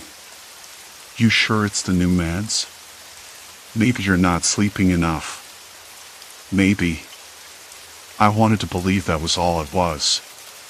But the nagging doubt sunk deeper into my chest, a weight I couldn't shrug off. After lunch, I took a walk down to the library. The rain had started again, fine and steady, tapping rhythmically against the pavement. The smell of wet asphalt and damp leaves filled the air, cold and heavy with silence, sharp and real. I ducked inside, the cool, musty scent of old books wrapping around me like a familiar blanket. I pulled out a few psychology texts and medical journals, skimming for anything that matched what I was experiencing. Hallucinations from medication? Paranoia? Cognitive distortion? Nothing quite fit. At least, nothing I could be sure of. The words blurred at the edges, and I had to blink several times before the sentences snapped into focus. The librarian, an older woman with a tight bun and sharp glasses that caught the light like lenses from another world, watched me with a curious gaze. I tried to smile, but my mouth felt stiff. "Something on your mind?" she asked softly. I hesitated, just trying to make sense of some unusual perceptions. "I'm on a new prescription, and it's making me question what's real." She nodded slowly, as if she'd heard that before. "Reality is slippery," she said, voice low, almost conspiratorial. "Sometimes what you see isn't what you get. But sometimes, what you don't see is the real danger." I frowned. "What do you mean?" She leaned closer, lowering her voice to a whisper. "Keep watching. People hide things in plain sight. It's not always about ghosts or monsters. Sometimes, the threat is the mask itself." The words settled heavy in my chest. Masks. Faces. Distortions. Was she talking about what I'd been seeing? Or was this just a coincidence, a trick of the mind? I left the library with more questions than answers, the rain slowing to a mist that clung to my skin. As I walked back home, I tried to focus on the ordinary, the hum of the city, the distant bark of a dog, the scent of brewing coffee from a nearby cafe. But the world kept twisting just out of reach, familiar yet alien. That evening, I called my doctor. The line buzzed before a receptionist answered, cheerful and oblivious. I asked to speak with the doctor about the medication, trying to keep my voice steady. After a long hold, the doctor came on, his voice clipped and professional. "Side effects can vary," he said. "Visual distortion shouldn't be common, but if you're experiencing them, we should consider adjusting your dosage or switching medications." "Are you safe?" I hesitated. "Safe? From what?" "I think so," I said, unsure if I was lying to him or myself. "But it's hard to tell." He advised me to come in for a checkup the next day. I agreed, feeling the knot in my stomach tighten. If this was the medication, I needed to stop it. If it wasn't, then maybe I was discovering something far worse. Sleep came reluctantly that night. The room felt colder, shadows pooling like ink in the corners. I caught movement from the corner of my eye, nothing there. Or maybe everything was there, just hidden beneath the surface. Before drifting off, I made a list in my head, watch faces carefully. Document distortions. Talk to Jamie again. Visit the library for more clues. Get to the bottom of this, one way or another. Then, just as I was slipping into an uneasy half-dream, the whisper returned clearer this time, a breath against my ear that didn't belong to anyone in the room. "Look closer." I snapped awake, heart pounding, the room suddenly too bright, too quiet. The cracks in the plaster above me no longer seemed like cracks at all. They looked like a map. The whispers didn't stop after I woke up. Morning came with a dull ache behind my eyes and a clenching in my gut that refused to loosen. I couldn't shake the feeling that whatever I was seeing wasn't just a side effect of the medication. No, this was something else. Something hidden beneath the skin of the world I thought I knew. I forced myself out of bed, shivering despite the mild heat of early spring. The air smelled faintly of damp earth and something stale, like a forgotten corner of the city. I ran cold water over my wrists, watching the skin ripple, watching the tiny waves distort and flicker, just like the faces I'd seen. I was supposed to meet Jamie at the coffee shop downtown. The same place where I'd first noticed the subtle shifts in her expression, the way her smile would lag just a fraction behind her eyes, or the way the corner of her mouth would stretch too far to the right before settling back. I needed to talk to her again, but this time with a plan. When I arrived, the bell above the door chimed, but I paused at the threshold. The familiar scent of roasted beans was there, but it was layered with something else, something metallic and sharp. My skin prickled. I glanced around, eyes flicking to every face, every shadow.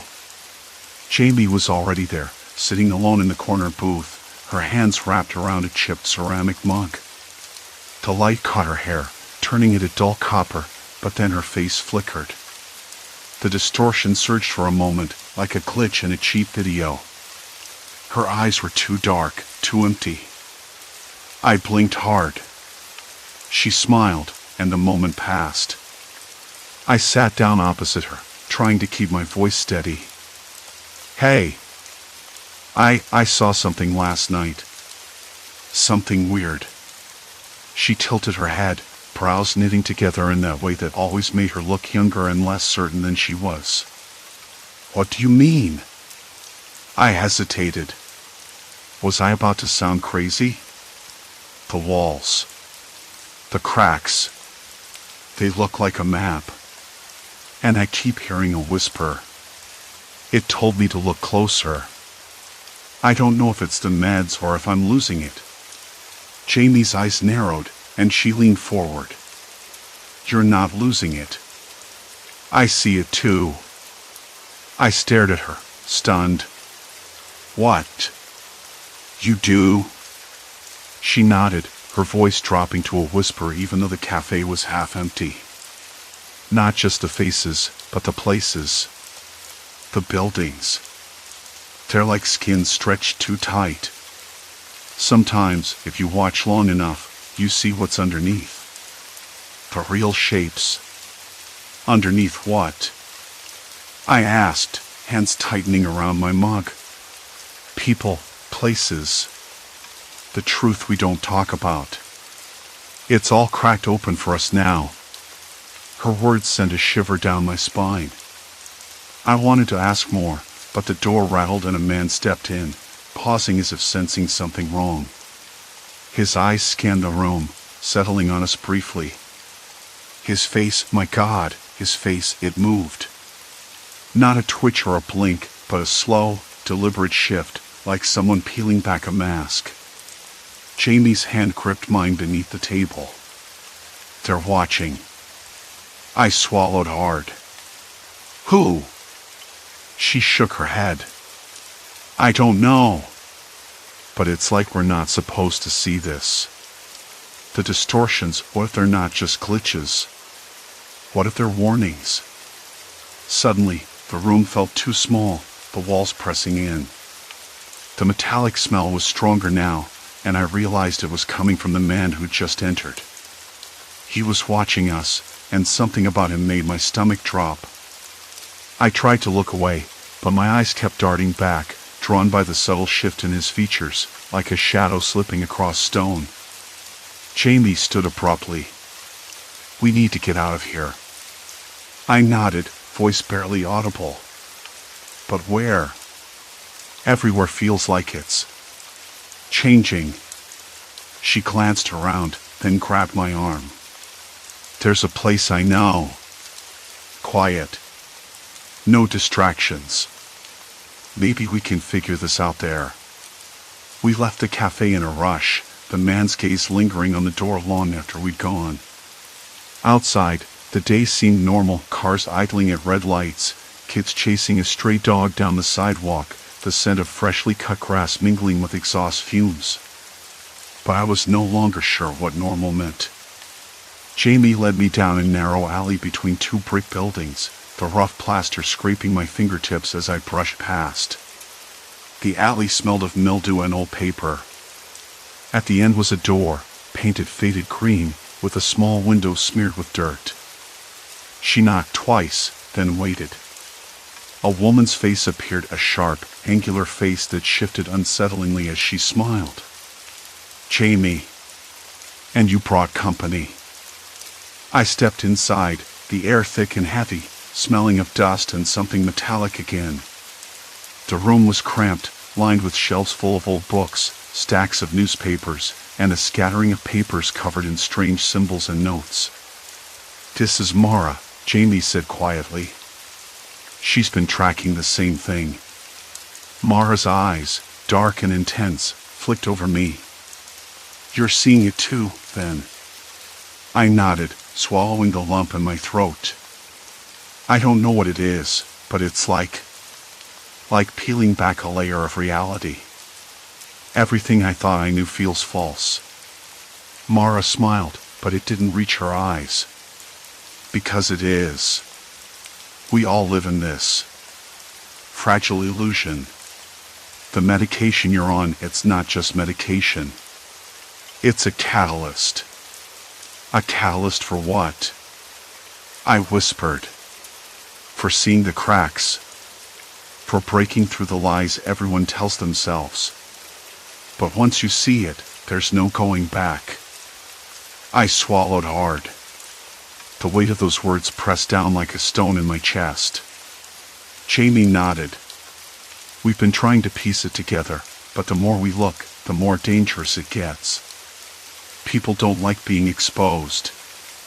The door creaked, and I spun around. The same man from the cafe was standing in the doorway, his face shifting again, more pronounced this time. You've seen too much, he said quietly, voice like gravel. Mara's eyes flashed. We're not afraid of you. He smiled, but it was cold, a slow, deliberate curl of lips that didn't reach his eyes. You will be. Soon enough. The door slammed shut behind him. Silence. Complete silence. I looked at Jamie and Mara, their faces etched with tension and fear. This wasn't just about medication or hallucinations anymore. This was something bigger. Something I was now irrevocably a part of. I had no idea how to escape. And maybe, deep down, I didn't want to. The room seemed smaller now, the stale air thick enough to choke on. That man, the one who just threatened us, wasn't just a shadow in the doorway anymore. His face, the way it shifted, was a puzzle I couldn't put down. Every time I blinked, he looked less human, more fractured. I wanted to shake it off, tell myself it was the medication, the exhaustion, but no. This was something else. I could feel it in the marrow of my bones. We need to figure out what he meant, Mara whispered, voice barely above the hum of the flickering overhead bulb. Her fingers fiddled with the hem of her jacket, knuckles white. If people don't like being exposed, who are these people exactly? Jamie ran a hand through his hair, brushing it back as if that could smooth out the mess in his mind too. We've hit something much bigger than we expected. It's not just about seeing things differently. It's about the lies everyone depends on. I swallowed hard. The room's stale smell, like old coffee and dust, mixed with the faint metallic tang of fear. I could feel my heart knocking against ribs that felt too tight. And if we keep digging? Jamie's gaze was sharp, almost wild. They come after you. Not with fists or tool. With silence, with isolation. With people pretending not to know you. I thought about the woman at the cafe, how her smile warped, the way the edges of her eyes crinkled into something unrecognizable. Everyone around me was a mask. And now, these masks were peeling away. A sudden creak made us all freeze. The hallway outside was empty, but the sound was close, too close. Mara's eyes snapped to the door, then to the window. "We can't stay here," she said, voice steady but low. "If he's already inside, someone else will be too." The room felt colder suddenly, the lamp's flicker growing more erratic until it blinked out, plunging us into near darkness. A faint buzzing from the streetlight outside seeped in, casting long, inky shadows that stretched like fingers across the floor. "I don't want to believe this," I murmured, voice hoarse. "That there's a whole network of people hiding behind fake faces, watching us." "But it's true," Jamie said. "And they want to stop us before we unravel everything." I rubbed my temples, the dull ache behind my eyes sharp and relentless. My hands trembled when I reached into my pocket for the bottle of pills I'd been taking. I had hoped they'd steady me, but now I wasn't sure if they were the cause or the cure for what I was seeing. "Maybe the drug's messing with your brain," Mara said suddenly, eyes locked on mine. "Maybe this isn't real." I wanted to argue. I wanted to scream that the distortions, the shifting faces, the coldness, they were all real. But the doubt was there, gnawing at the edges of my mind. Jamie stepped closer, his voice dropping to a whisper. "There's a place. Not far from here. A safe place, or at least as safe as it gets. We have to get there before they do." I nodded, swallowing the lump in my throat. "Lead the way." Outside, the night air was sharp against my skin, a biting wind that smelled faintly of rain and something else, something metallic and wrong. The streetlights flickered overhead, casting pools of sickly yellow. I kept my eyes on the shadows, every silhouette stretching and twisting just beyond the edges of my vision. As we moved, every face we passed seemed to ripple, like water disturbed by a stone. The barista's smile in the corner store cracked and reassembled in a way that made my stomach lurch. I blinked, trying to make it stop, but the afterimage lingered, haunting. "Are you okay?"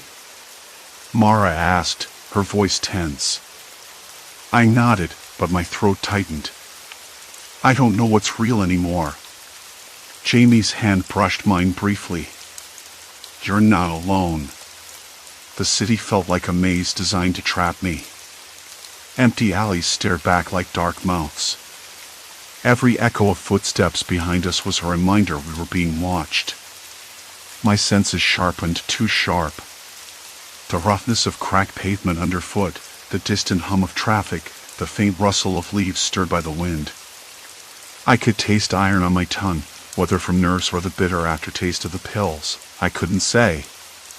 We reached a nondescript building, its peeling paint and barred windows blending into the night. Jamie pulled a key from his pocket, the metal cold and heavy. As the door creaked open, I caught a glimpse of movement in the reflection of the glass, a figure standing just beyond the streetlight's reach. I froze. The figure didn't move, but the face, that shifting, impossible face, was unmistakable. "He's here," I whispered. Mara's eyes were hard. Then we're too late. The door slammed shut behind us, and the world outside was swallowed by dark. My breath came fast, the room's stale air thick with the scent of damp wood and old paper. I pressed my back against the door, listening. Footsteps. Soft. Deliberate. Getting closer. Jamie's eyes met mine. No turning back now. I wanted to argue, to run, to hide. But every nerve screamed that this was what I had been hurtling towards since the first pill touched my tongue. The shadows in the corners seemed to pulse, the walls breathing with secrets. I could feel the weight of countless unseen eyes, the pressure of 1,000 silent judgments pressing in. And then the dim light that cast long, dancing shadows flickered one last time, plunging us into darkness so complete it felt like the world had ended. Silence. Complete silence. Until a voice, low and gravelly, whispered from the darkness, "You should have stayed blind." I didn't sleep well that night. The air in my apartment felt colder, heavier somehow, like it had been sitting underneath the weight of a storm that never passed. The usual hum of the refrigerator was sharper, more intrusive, almost like it was probing at some raw nerve in my skull. I kept waking up, startled by the faint creaks in the walls or the distant thumps from the street below. My hands trembled when I reached for my glass of water. The pill bottle sat on the kitchen counter, its label peeling at the edges, mocking me with its clinical indifference. By morning, I decided to stop the medication.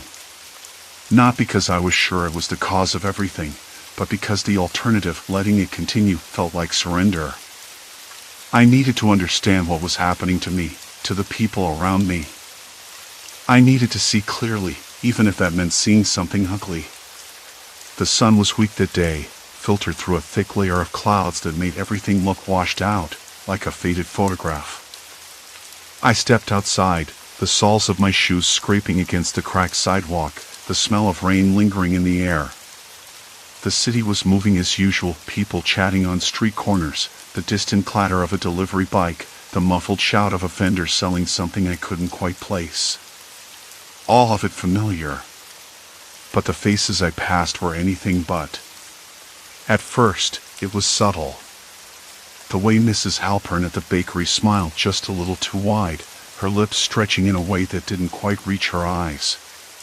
The way the man at the bus stop, Henry, I think his name was, kept glancing over his shoulder, as if expecting someone to emerge from the shadows at any moment. I blinked hard, tried to shake off the feeling that something was off. Maybe I was just tired. But then I saw it again. At the coffee shop, when I ordered my usual black coffee, the barista's face flickered in my vision. Her eyes shifted too quickly, her expression warping, like a bad edit in an old film. I caught myself squinting, trying to focus, trying to convince myself it was just a trick of light or a tired brain playing games. I said, "You okay?" And she blinked, smiling normally, nodding. "Yeah, just a little tired," she said. That was the moment I realized this wasn't going to stop on its own. I found myself wandering the streets, drawn to familiar places that had become strange. The park bench where I used to sit and read now felt like a stage set, the trees too still, their branches frozen mid-sway, their shadows too sharp against the cracked pavement. I heard laughter from a group of kids playing nearby, but the sound felt hollow, like a recording played back on a loop. I wanted to call out, to ask if anyone else noticed, but the words caught in my throat. Later, I met Anna at the diner. She was my closest friend, the one person I dared to confide in. I needed to know if she saw the same things. "Anna," I said, voice low, "do you ever feel like people aren't who they seem? Like there's something underneath?" She looked at me like I'd lost my mind. "What do you mean?" I hesitated. "I don't know." Faces shifting. People changing when you're not looking. Like masks slipping. She laughed, but it was uneasy. "Sounds like you're stressed. Maybe you should see your doctor again." Her concern was genuine, but it felt like a wall. She didn't see it. Couldn't see it. I was alone with this. That night, I sat on the edge of my bed, the pill bottle in my hand. I stared at the label, the name of the medication printed in sterile type. I thought about the doctor, the pharmacy, the promises made about manageable side effects and improved quality of life. What if those were lies? Or worse, what if the truth was that the drug was peeling back a layer of the world no one else could see? I tried to remind myself of the last conversation with my sister. She'd been worried, asking if I was sleeping, eating well, talking to someone. She didn't understand. How could she? How could anyone who didn't see what I saw? The room seemed to close in around me, the shadows in the corners stretching longer, darker. I felt a cold sweat on my back, the kind that makes your skin crawl. I wanted to scream, but the sound caught in my throat. Then, a sudden clarity. Maybe this wasn't about the drug or my mind unraveling. Maybe it was about me looking too hard, too close, at a world that didn't want to be looked at. Maybe the unsettling truth was that everyone wore masks every day, not just figurative ones, but ones that could slip, distort, and reveal the cracks beneath. I made a decision. I would stop chasing the distortions, stop fighting to see what might be hiding. Instead, I'd focus on what was real, what I could touch and taste and hear without question.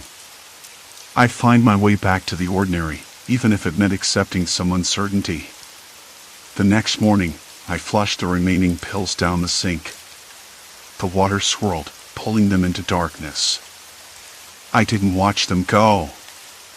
Walking outside, the world felt sharper, warmer.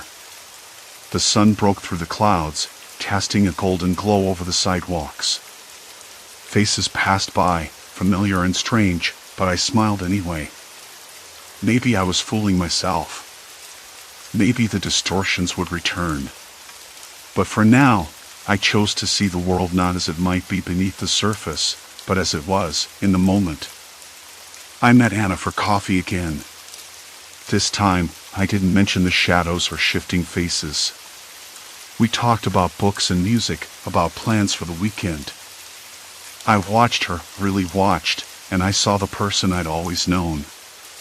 Not perfect, not whole, but real. Later, at home, I sat on the couch and ran my fingers over the worn fabric. The roughness grounded me. The faint smell of rain on the windowsill reminded me that life moved forward, no matter how uncertain or strange it sometimes seemed. I realized then that the horror wasn't in the faces I saw or the world I thought I understood. It was in the loneliness, the way isolation twists perception until you can't tell what's real anymore. But it was also in the choice to keep going, to find connection even when it feels impossible. I'm not cured. I don't have all the answers. But I'm here. Present. Awake. And maybe that's enough. Silence settled over the apartment. Complete silence. For the first time in a long while, I closed my eyes and let myself rest. Story 5, Shifting Routes, a bus through realities. The bus smelled like stale coffee and damp fabric, a thin film of exhaust fumes leaking in every time the doors swung open. I stared out the window, watching the city blur by, or at least, what I thought was the city. The bus followed the same streets I always took to get to work, past the corner bakery with its chipped sign, the faded mural of a jazz band on Maple Street, the old library with its cracked steps. But something about the way the buildings leaned, the way the storefronts looked, felt off. Like I was seeing a slightly different city than usual. I tried to brush it off. Maybe I was just tired. The bus jostled as it stopped, the brakes squealing softly. The doors hissed open, and a handful of people shuffled in and out. I glanced up, expecting faces I knew, regular commuters, maybe the woman with the purple scarf, the man who always tapped his foot like a metronome. But instead, the seat across from me held a man I recognized from somewhere else entirely, a friend I'd lost touch with years ago, back when I still lived across town. He wore a beige coat, his eyes scanning the bus like he was searching for someone. Our eyes locked for a brief moment, and my stomach twisted. He didn't say anything, just smiled faintly before turning away. I blinked, and when I looked again, the seat was empty. I thought I must be imagining things. The bus lurched forward, and the city outside shifted again. Now the buildings were taller, glass facades reflecting the pale light, and the smell outside changed to something sharper, bread baking mixed with exhaust and wet pavement. I ran a hand over my face, feeling the faint grit of dust under my fingernails. My throat was dry, but I didn't want to drink the lukewarm water from my bottle. I set it down awkwardly on the seat beside me. "Hey," a voice said suddenly. I turned. A young woman sat next to me, her eyes bright but guarded. "Are you okay? You look like you're seeing ghosts." I forced a smile. "Just tired, I guess." She laughed softly, nodding. "I get that. This route's a nightmare in the mornings." I nodded, but my gaze drifted back to the window. The streets outside had changed once more, now lined with brick row houses, laundry hanging on lines strung between poles, the smell of something cooking, maybe beans or stew, curling through an open window. I swallowed hard. None of this made sense. The bus was supposed to run the same path every day. I should know this city by heart. The woman glanced at me again, frowning. "You sure you're okay? You look like you don't belong." I laughed, a little too sharply. "Yeah, I'm fine. Just a weird morning." She shrugged and looked out the window, but I caught the brief flicker of uncertainty in her eyes. The bus stopped again, this time at a corner that should have been familiar, the old grocery store where I sometimes picked up snacks. But the sign read something else entirely, Mendez Market, and the building was freshly painted, the windows gleaming. The people waiting looked different too. I recognized none of them. A man stepped on and glanced directly at me, his gaze unsettlingly intense. He was tall, thin, with a sharp jawline and dark eyes. I felt a chill creep down my spine. He didn't say a word but sat 2 rows ahead, turning his head slowly as if following my every move. I shifted uncomfortably, suddenly aware of how quiet the bus had become. Even the usual background murmur of conversations was missing. It was like everyone was holding their breath. I looked down at my hands. They trembled slightly. I tried to steady my breathing, but it came in shallow, uneven bursts. My fingers fidgeted with the frayed edge of my sleeve, the rough cotton scraping against my skin. The bus rumbled forward again, the outside world warping once more. Now the streets were wide and empty, lined with trees just starting to bud. The air was crisp, carrying the scent of wet leaves and something else, something metallic, faint but distinct. I couldn't place it. I closed my eyes for a moment, pressing my palms against the window's cool glass. When I opened them, the faces around me were shifting, melting between strangers and people I recognized, old classmates, coworkers, neighbors I hadn't seen in years. Their eyes held questions I wasn't ready to answer. "Excuse me," a voice interrupted my thoughts. It was the woman who sat beside me earlier. "Are you feeling all right?" I nodded quickly, hoping my voice sounded steadier than I felt. "Yeah. Just a lot on my mind." She smiled, but it didn't reach her eyes. "I get that. Sometimes this route messes with your head." I didn't want to ask what she meant. I didn't want to admit that I was beginning to wonder if I was losing my grip on reality, that the bus ride I'd taken 1,000 times was turning into something unrecognizable. The bus pulled up to another stop. The doors opened, and a gust of cold air rushed inside, carrying the faint sound of a dog barking in the distance. I stepped off with the others, feeling the crunch of gravel under my feet, the rough bark of a tree against my palm as I steadied myself. The street stretched out before me, unfamiliar and strangely silent. I looked back at the bus, its windows reflecting the gray sky, and for a moment, I thought I saw my own face staring back with wide, unblinking eyes. I swallowed. Something was wrong, but I wasn't sure what. And I wasn't sure if I wanted to find out. The cold air from the open bus doors bit into my skin like a warning. I glanced back at the bus, windows fogged slightly from the breath of the people inside. My reflection stared back, eyes wide and unblinking, but it wasn't quite me. Not really.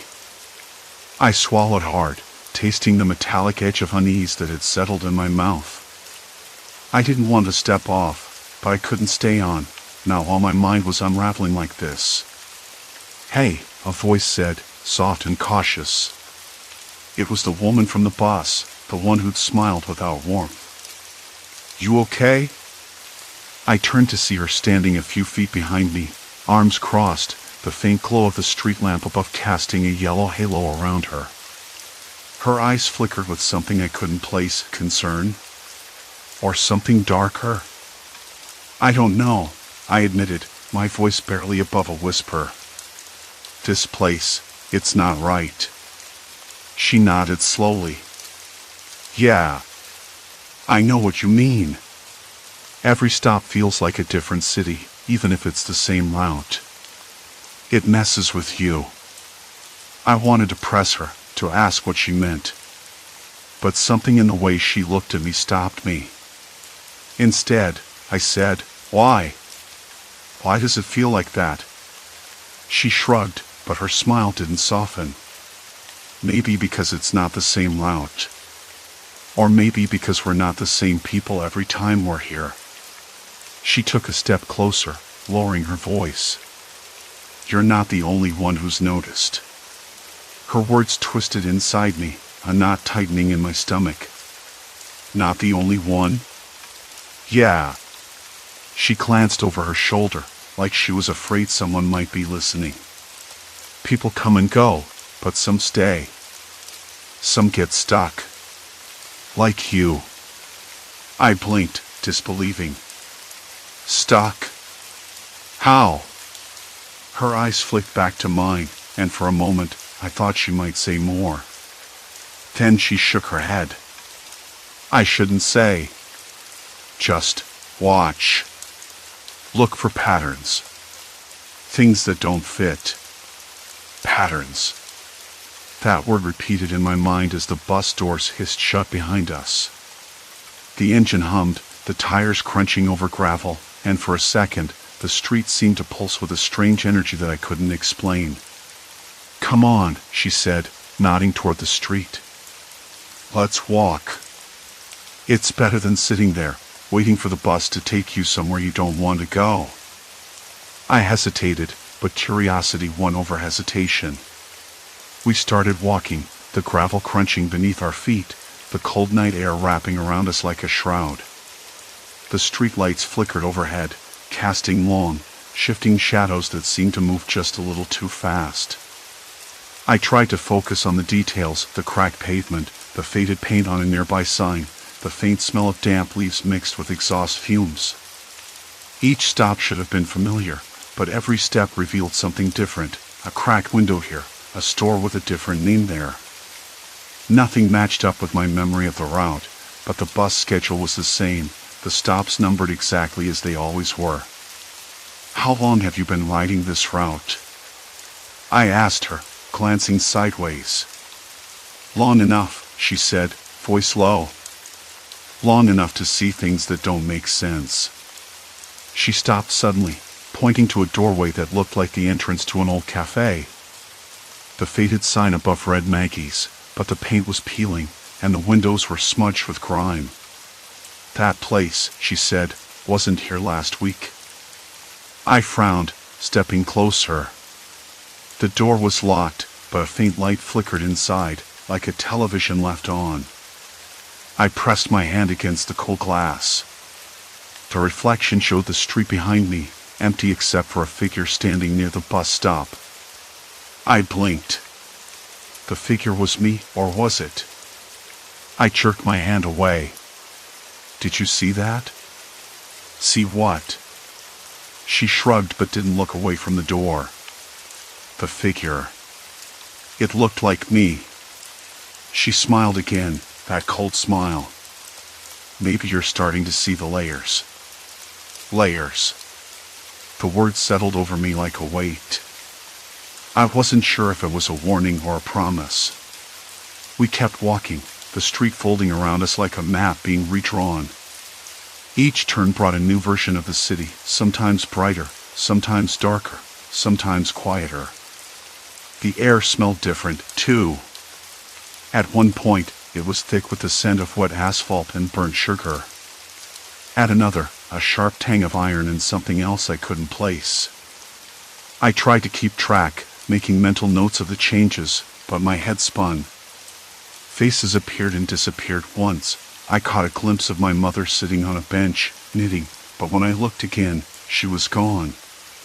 Then a man I thought I recognized, but his face shifted into someone else's before I could say hello. "Are you sure you're okay?" the woman asked, her voice softer now. "I don't know," I said, voice cracking. "I think I'm losing it." "No," she said firmly. "You're waking up." We stopped at another bus stop, the sign bent and rusted. The bus was nowhere in sight. The street was empty except for a single street lamp flickering overhead. Under its weak light, the shadows seemed to spread and twist like living things. I looked down at my hands. They trembled. The woman watched me quietly. "Have you tried to get off the bus and not come back?" I asked. She shook her head. "No one's ever done that. Not for long." "Why?" She hesitated. "Because if you leave, you don't know where you'll end up. Or who you'll be." That hit me harder than I expected. I swallowed, the lump in my throat growing. "Do you want to get off?" she asked. The question hung in the cold night air, heavy and impossible to answer. Before I could say anything, a sudden noise broke the silence, a distant rumble, like thunder, but sharper, closer. The streetlights flickered violently, plunging the street into darkness for a heartbeat, then back to weak yellow. I glanced around. The buildings seemed to lean in, the shadows growing longer, more oppressive. The familiar hum of the city was gone. The silence pressed against my ears like static. "We should move," she said. "Something's coming." My legs felt heavy, but I followed her, every step echoing louder in the empty street. The bus stop sign twisted in the wind, creaking. I looked back once more. The street behind us had changed again. The bus was there, idling, but the passengers inside were different. Faces I recognized, friends, strangers, people I hadn't seen in years. They stared at me, unblinking, mouths moving silently. A cold sweat broke out across my forehead. "What is this place?" I whispered. She didn't answer. Instead, she reached into her pocket and pulled out a small, folded piece of paper, creasing it open with careful fingers. On it was a list of times and stops, exactly like a bus schedule, but with notes scribbled in the margins. "Look," she said, voice barely audible. "This is what I've been keeping. Trying to make sense of it all." I took the paper, fingers shaking. The notes made less sense the longer I stared. Names I recognized, dates that didn't line up, locations that shouldn't exist. "Why are you showing me this?" I asked. "Because you're part of it now. And if you want to get out, you have to understand the rules." I folded the paper carefully, my mind racing. The night air felt heavier, the shadows closing in. The bus waited behind us, the doors open, inviting. But I wasn't sure I wanted to get back on. Not yet. The paper in her hand was crumpled, edges worn like it had been folded and unfolded countless times. I squinted in the weak streetlight, trying to make sense of the scrawled notes alongside the printed schedule. Times crossed out, new ones added in shaky handwriting, names underlined, some familiar, some not. It looked like a logbook, a diary of stops and times, but the entries didn't match any bus route I'd ever known. The more I looked, the more the lines seemed to blur together, the ink smudging like it was crying or bleeding. Maybe that was just the sweat on my fingers. "Why do you have this?" I asked, my voice sounding small, almost swallowed by the thick night air. She didn't answer immediately. Instead, She folded the paper carefully, slipping it back into her pocket. Her eyes didn't meet mine. Because, she said finally, I'm like you. I've been on the bus long enough to know it never goes where you think it will. It's not just a route. It's a trap. I blinked. A trap? She nodded slowly. Every stop you get off, the city changes. The people change. But the bus doesn't. It's always there, waiting. And if you don't get on it again, well, you're stuck. The word stuck with me. Stuck. Like quicksand, like a spider's web tightening around my wrists, pulling me deeper. I swallowed hard. So, there's no way out? Her smile was weak, almost sad. There's a way, but it's no longer an option for us. Not once you've seen what's behind the curtain. You can't unsee it. You can't pretend the bus is just a bus anymore. I wanted to argue, to tell her I'd find a way, that I'd figure this out. But the air, cold and heavy with silence, felt thick, as if the city itself was holding its breath, waiting for something to break. The buildings around us, familiar yet wrong, seemed to lean closer, like they were eavesdropping. I glanced back at the bus. The engine was quiet now, the headlights dim. Inside, the faces continued to shift, flickering between the people I knew and strangers with blank expressions. One face settled on me, a reflection I recognized, but distorted, like a cracked mirror. It smiled too wide, too slow. It made my skin crawl. Why are the faces changing?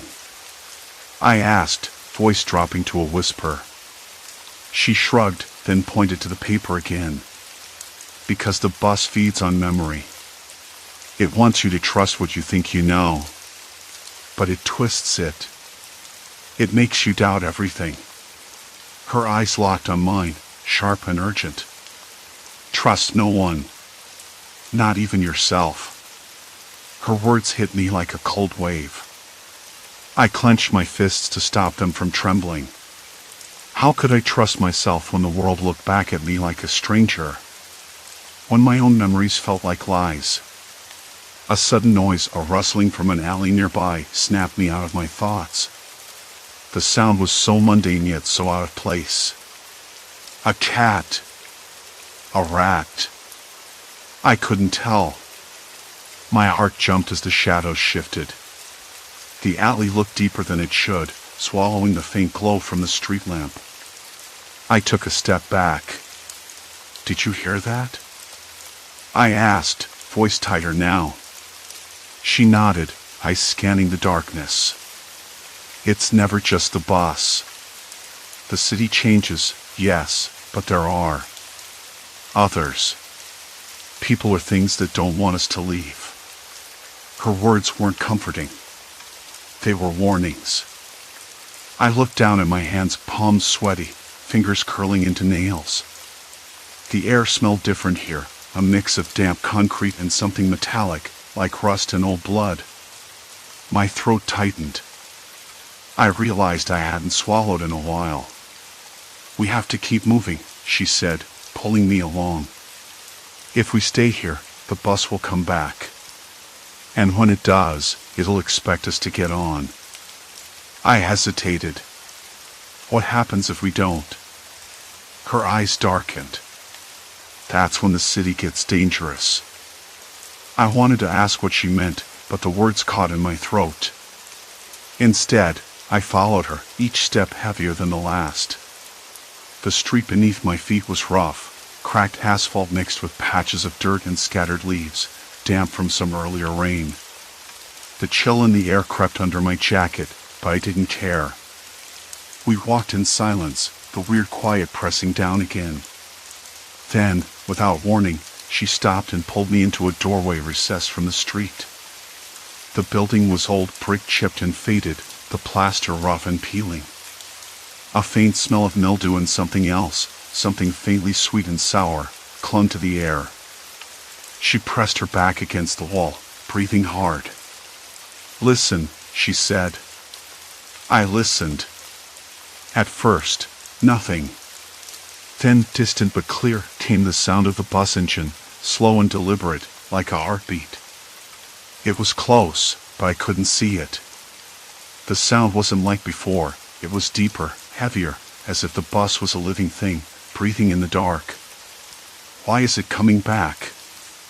I asked, swallowing hard. "Because it's hungry," she replied, voice low. "And it knows we're here." The bus rolled into view at the corner, headlights cutting through the fog creeping along the street. Inside, the windows were fogged, faces shifting again, some familiar, some terrifying. A woman smiled at me, lips moving but no sound came out. My skin prickled. I glanced at my companion. Her eyes were locked on the bus, lips pressed tight. "We have two choices," she said quietly. "Get on, or stay and face whatever the city sends." I swallowed hard, the taste of metal thick on my tongue. My legs trembled, but the thought of boarding the bus again, the endless loop, the shifting faces, felt like surrender. Still, the street behind us was empty. No way out. No alley, no door, no escape. I looked back at the paper in her hand, the schedule, the notes, the warnings. The bus schedule wasn't just a map of stops. It was a countdown. Every stop a deadline. Every departure a decision. The bus doors hissed open, the yellow light spilling onto the cracked pavement. I could hear the faint murmur of voices, the shuffle of feet. The smell of stale air and sweat mixed with something else, fear, maybe. A cold sweat broke out across my back, and I realized my pulse was loud enough to drown out everything else. I stepped forward. Mist clung to the windows, blurring the world beyond into shadowy shapes that seemed to watch silently. She caught my arm. "Wait." Her grip was firm, almost desperate. "If you get on now, there's no turning back." I hesitated. The streetlights flickered, casting long shadows that twisted like fingers. The city around us seemed to hold its breath. "Why?" I whispered. She looked at me, eyes dark and unreadable. "Because the bus doesn't just change the city. It changes you." The doors were closing. I had to decide. The bus waited, and the city watched. The moment my foot crossed the threshold of the bus, the world shifted again. The door slammed shut behind me like a trap snapping shut. The groan of the engine was deeper somehow, more guttural, and the air, cold and heavy with silence inside, tasted sour, like sweat mixed with old bread left too long on a windowsill. I blinked, trying to steady the nausea curling in my stomach. I was on the bus, but the city outside wasn't mine anymore. The windows showed a skyline I didn't recognize, towering, glassy buildings that gleamed under a jaundiced sky. Street lamps flickered with a jaundiced glow. The pavement seemed cracked and uneven, as if the city was slowly breaking apart. A thin drizzle tapped against the glass, but the air smelled dry and heavy, like dust settling after a storm. Nothing familiar. Nothing safe. I glanced around the bus, searching for my companion. She sat a few rows ahead, her back straight, hands folded in her lap. Her dark hair was pulled tight into a bun, and she didn't look at me. Not once. It felt like she was holding herself together with sheer will, the same way I was trying not to lose it. The faces around us were different now, strangers, yes, but not just any strangers. Their eyes were sharp, darting, filled with something I couldn't place, calculating, maybe. Hostile, definitely. "Do you see them?" Her voice was low, barely above the hum of the bus. I nodded slowly. "Yeah. There. Watching." She didn't answer. Instead, she leaned forward and whispered, "This is the real test. Not the loop. not the city changing. But what happens when they start to see you too? A shiver ran through me. I tried to focus on something, anything, my hands gripping the cracked vinyl seat, the faint scent of mildew, the rhythmic clatter of the wheels on the rails. But my mind was a storm, a tangle of questions and fear. Why were we here? Why was the bus taking us somewhere that felt like a nightmare version of a city we couldn't place? And more terrifyingly, why was I still here at all? I closed my eyes briefly, trying to recall the last solid thing I remembered. The street behind us, empty and silent. The paper in her hand, the schedule that wasn't just a map but a countdown. Each stop a deadline, a decision. And now, this. The bus jolted and slowed to a stop. The doors hissed open again.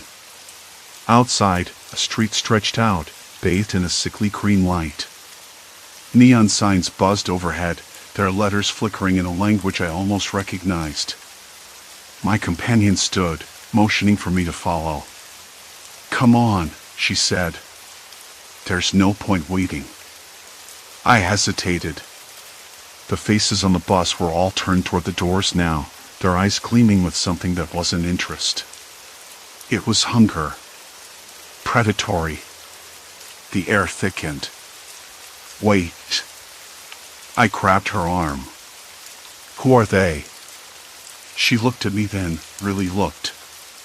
People who've lost their way in this place. People who forgot how to trust. The city changes them. Or maybe it just reveals what's inside. That made no sense. How could a city, or a bus, change someone? But the way she said it, like it was a fact, made me swallow the lump in my throat. We stepped off the bus together. The pavement was slick and cold beneath my shoes. The air reeked of something sour, rotting fruit, maybe, or something worse. I wanted to step back, to scream, to run in the other direction, but I was rooted. A figure approached from the shadows, tall, thin, with eyes like black pits. The streetlight above flickered wildly, casting the man's face into grotesque angles. He smiled, but it wasn't a smile. It was a warning. "Lost, are we?" His voice was low and gravelly. "You shouldn't be here." I wish I were making this up. I tried to step around him, but my companion's hand gripped my wrist. "Don't," she hissed. The man's eyes flicked to her. "Ah, a guide. How quaint." He laughed, a sound like metal scraping against stone. I felt the hairs on my neck stand up. The city's layers peeled back, revealing this undercurrent of menace everywhere we went. The bus, the stops, the people, they were all part of something I couldn't understand, but it wanted me tangled in its web. "Why are you doing this?" I asked, voice barely steady. The man leaned in close. "Because no one listens. No one sees until it's too late. This place, it shows who you really are. And you're not ready for that." Suddenly, a sharp noise shattered the tense moment, a child's laugh, bright and innocent, echoing from somewhere down the street. The man's eyes flicked toward the sound, and in that instant, I saw something else flicker behind his gaze. Fear? Regret. Before I could ask, he disappeared into the shadows like a wisp of smoke. My companion pulled me forward. "We don't have time to figure it out now. Every stop is a layer deeper." I wanted to argue, to demand answers, but my legs barely obeyed. The city seemed to pulse around us, breathing, alive with unseen eyes. The buildings leaned in closer, their windows like dark mouths waiting to swallow us whole. We reached the next bus stop. This one looked familiar, but wrong, like a distorted photograph. The bench was splintered, the trash bin overflowing with cracked bottles and faded flyers.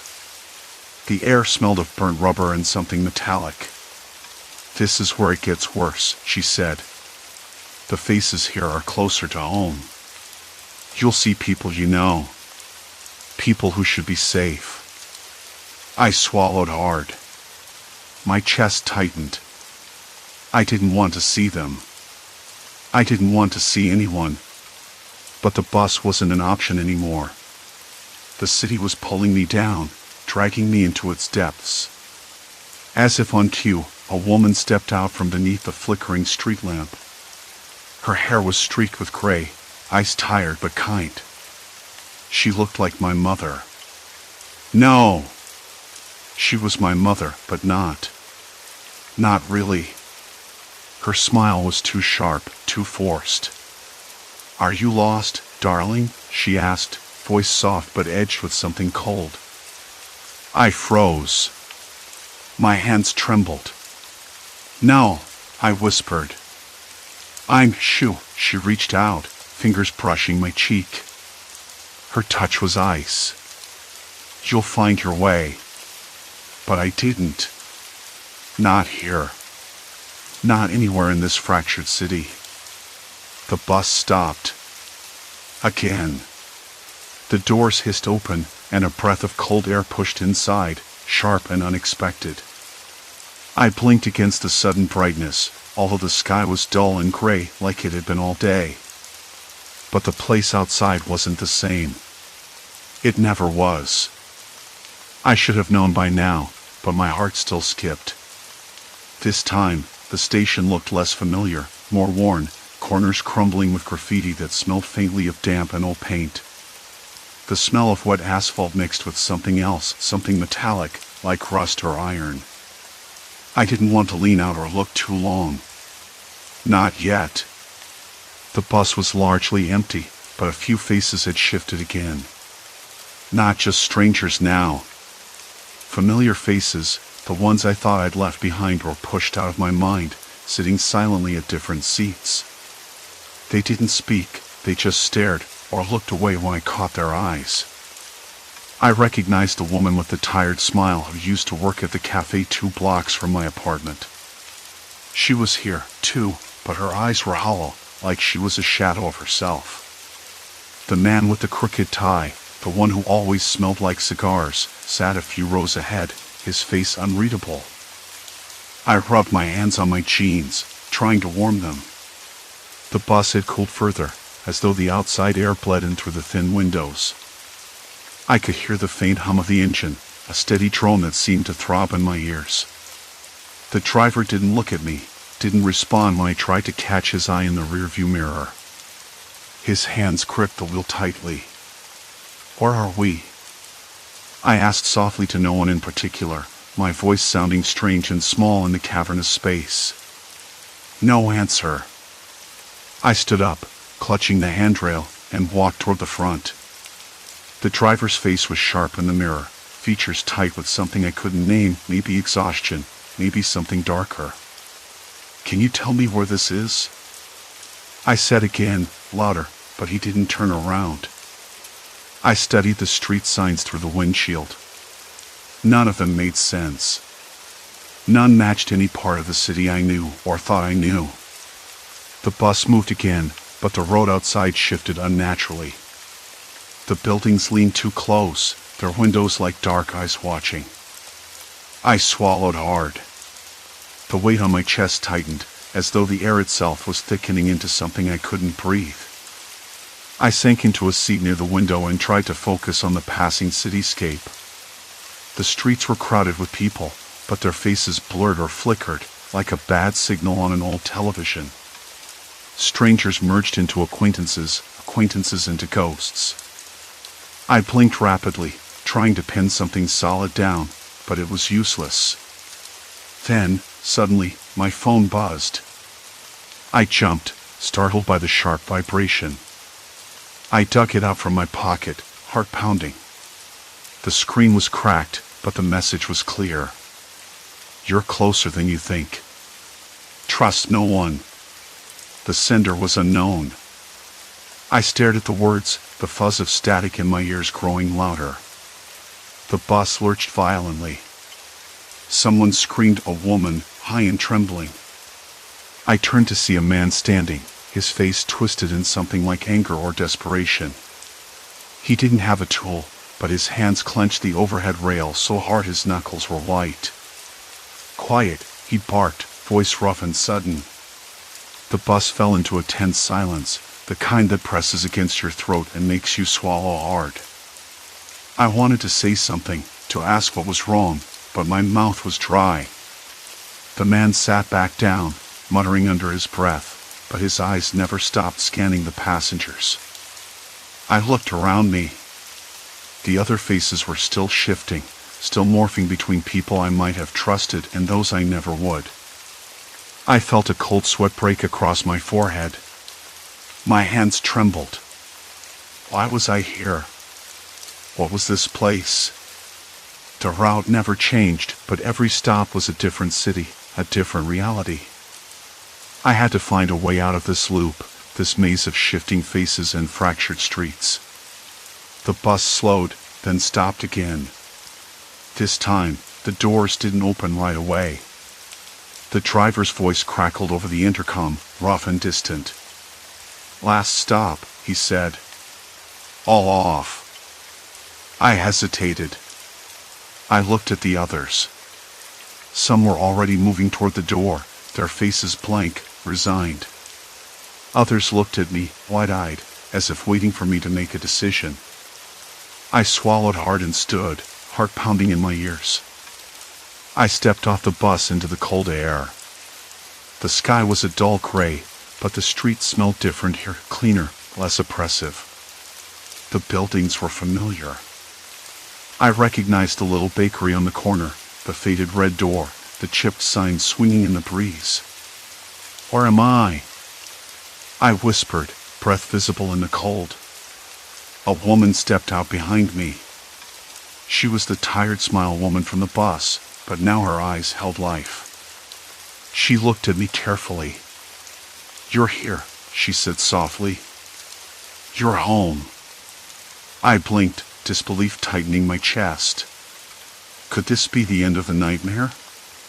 The layers of cities, faces, realities folding back into one? I took a step forward, then another. The pavement was solid beneath my feet. The air smelled of fresh bread and rain-soaked earth. The distant sound of a dog barking, a child laughing echoed faintly. The woman watched me for a moment longer, then turned and walked away, disappearing into the morning crowd. I stood there, alone but strangely whole. I realized then what had been unraveling all this time. The bus, the shifting cities, the faces I couldn't trust had been a reflection. A maze built from my own fear, my own fractured sense of belonging. I had been running through layers of doubt and mistrust until I couldn't tell friend from stranger, reality from illusion. But here, now, the world felt solid. Imperfect, yes, but real. I inhaled deeply, the cold air filling my lungs, steadying me. My hands stopped trembling. The weight on my chest lifted ever so slightly. I didn't know how long I'd been trapped in that endless route, in that shifting nightmare. Maybe hours, maybe days. Time had lost meaning. But standing here, feeling the rough plaster of the bakery's brick wall under my fingertips, hearing the distant life of the city waking up, that was proof. Proof I could trust this moment. I didn't smile. Not yet. But I felt something close, a fragile hope. The bus pulled away in the distance, empty now, its engine a low rumble fading into the city's morning murmur. I watched it go, knowing I wouldn't get on again. I stepped forward, toward the bakery, toward whatever came next.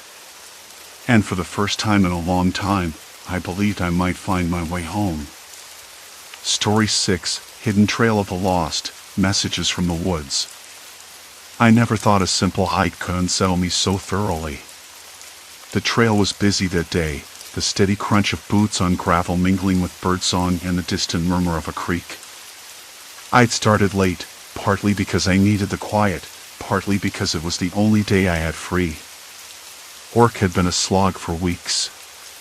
The city's relentless hum was a kind of background noise I couldn't escape, even in my dreams. Here, with the sun filtering through the maples and aspens, I thought maybe I could find some peace. About an hour in, I passed the usual landmarks, the old wooden signpost, the rusted bench overlooking the valley, the painted rock someone had left near the bend. That's when I noticed something odd, a narrow track branching off to the side, almost hidden beneath a tangle of brambles and overhanging branches. It wasn't marked on the trail map I'd brought, and there was no sign of recent foot traffic. But what caught my eye wasn't the path itself, it was the cluster of objects scattered near its entrance. A faded backpack, its fabric fraying at the edges. A cracked water bottle, half buried in leaves. And, pinned to a nearby tree with a bent nail, a yellowing note. The handwriting was hurried, shaky. I crouched down and read. Help. Lost. Please find me. Don't trust the people near the development. I blinked, a cold draft threading through my jacket despite the warming sun. The note smelled faintly of mildew, like it had been there a long time, but the words felt urgent, almost desperate. I looked around, half expecting to see someone watching from the trees or a rescue party coming any second. But there was only the usual forest quiet, interrupted now and then by the rustle of squirrels or the distant bark of a dog. I pocketed the note carefully.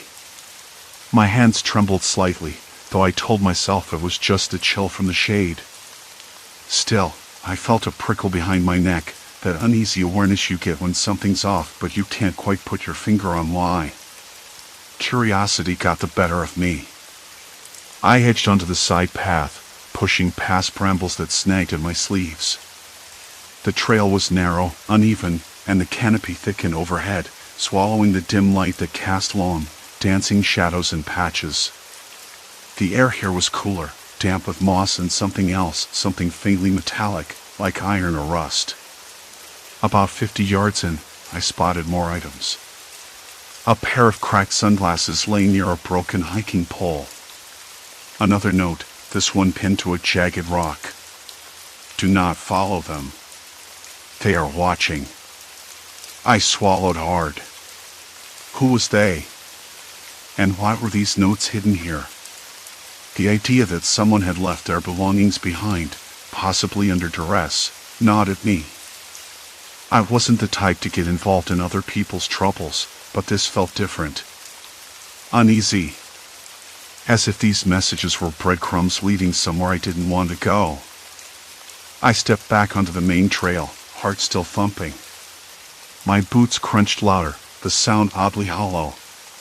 The sun had shifted, now it peeked through the leaves in sharp slants, casting long shadows. I tried to shake off the unease, blaming it on exhaustion or maybe too much caffeine. But the image of that first note lingered in my mind. I heard rumors about the land developer pushing to buy up the forest edges near the trailhead, some shady deals, whispered protests from locals, but nothing concrete. The idea that this tied into missing hikers seemed far-fetched. Yet, the evidence was right there. Later, at the visitor center, I asked the ranger about the side path. She frowned, exchanging a glance with another staff member. That trail? Not officially part of the park, she said. Sometimes people take it, but it's overgrown and not maintained. There have been reports of people wandering off, getting lost. I mentioned the notes and belongings. Her eyes narrowed. We found a few things like that. Usually, it's kids playing pranks or hikers who panic and drop stuff. But it's not uncommon for people to disappear around here. Most turn up, eventually. I nodded, but the words felt hollow. There was something more, I was sure of it.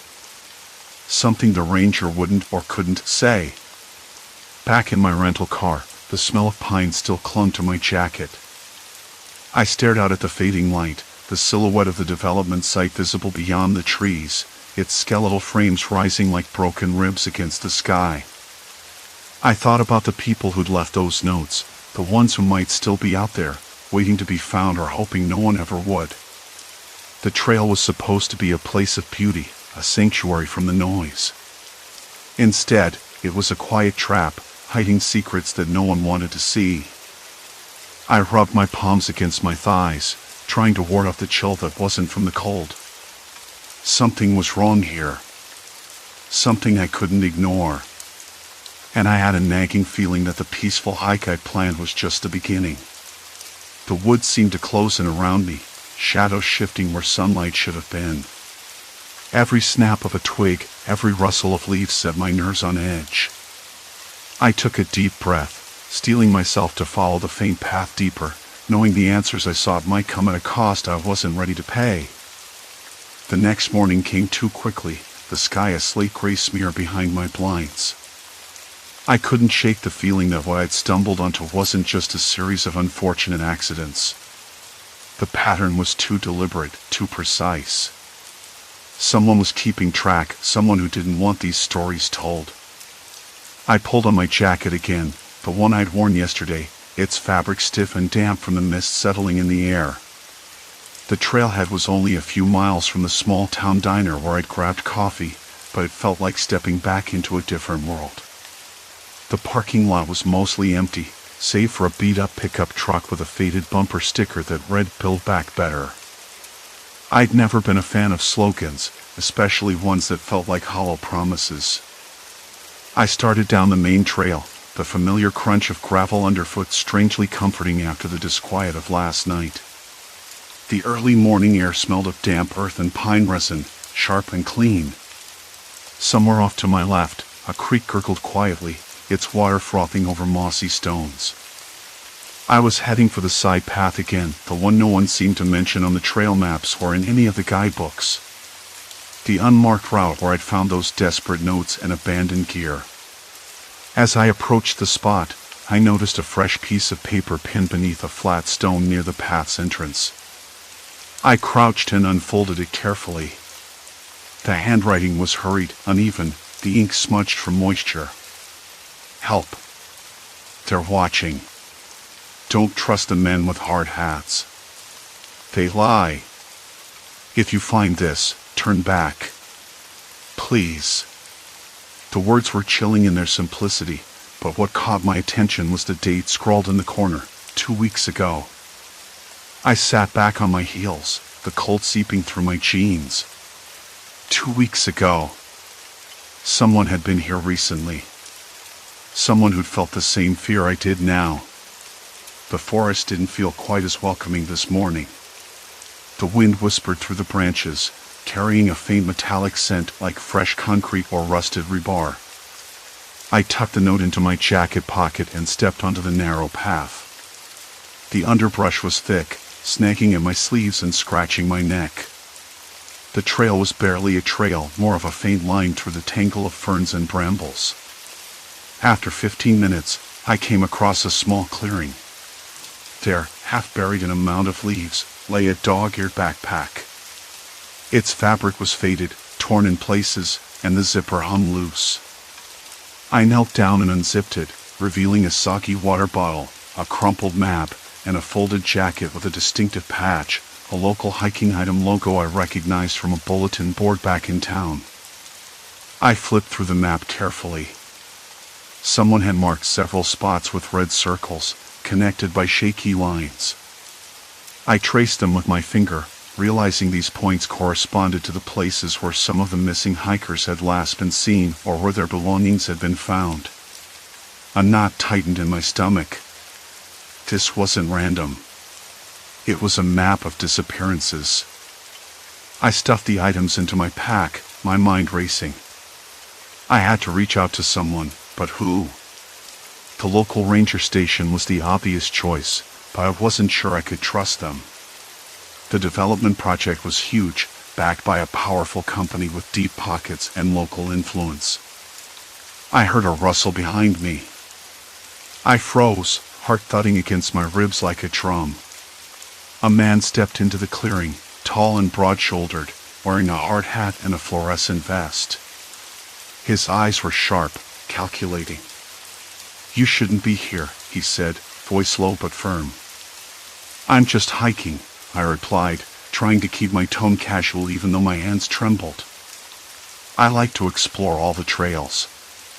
He didn't smile. This isn't a trail. It's private property now. That side path's been closed for months. Really? I said, raising an eyebrow. I didn't see any signs. He stepped closer, the smell of sweat and oil thick in the air. That's because we don't want people snooping around. There's nothing for you here. I clenched my jaw, suddenly aware of how exposed I felt. The trees offered no real cover, the underbrush too sparse to hide in. I forced a smile. Thanks for the warning. He nodded once and turned, disappearing back into the trees with the soft crunch of his boots muffled by the moss. I exhaled slowly, the tension easing just a bit. But something about that encounter didn't sit right. The way he watched me, like a predator sizing up prey. I wasn't just trespassing on property. I was poking at something far bigger than a few missing hikers. Back on the main trail, I made my way toward the ranger station. The building was a squat, weather-beaten structure nestled against a bluff overlooking the valley. The scent of pine and fresh paint mingled in the air, a stark contrast to the tension I carried inside me. Inside, a woman with graying hair and sharp features looked up from her desk. Her name tag read Marcy. "Can I help you?" she asked, eyes narrowing slightly. "I'm investigating the disappearances along the trail," I said, holding up the map and notes. "I found this on the side path." She glanced at the papers, then back at me. "That path's been off limits for safety reasons. Landslides, mostly. We've lost a few people over the years, but that's nature, not anything sinister." I wasn't convinced. "There's more to it. There's a pattern. People disappear near the development site. Their belongings show up in places no one should be." Marcy sighed, rubbing her temples. "Look, I get it. People want answers. But stirring things up won't help anyone. The company's got permits, inspections. There's nothing hidden." Her tone was flat, but her eyes flicked toward the window, where the skeletal frames of the development loomed like silent sentinels. "Has anyone ever tried to investigate the company's practices? Maybe check their safety records?" She hesitated. "That's complicated. There's politics involved. Developers bring jobs and money. People don't want bad press." I nodded slowly, feeling the weight of her words. It wasn't just about missing hikers. It was about power, influence, and the cost of silence. Before I left, Marcy handed me a small envelope. "I found this taped under the counter a few days ago. Thought you might want to see it." Inside was a series of photographs, blurry, grainy shots of men in hard hats inspecting the site at night. One showed a figure crouched near a pit, face obscured. Another captured a group gathered around a makeshift table, papers spread out, but the faces were hard to make out. I studied the images, heart sinking. There was something deliberate here.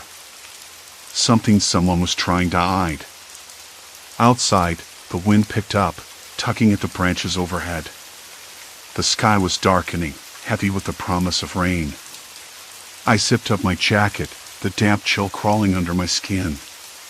As I walked back toward the trailhead, I couldn't shake the feeling that I was being watched. That the quiet woods held eyes, waiting for me to slip up.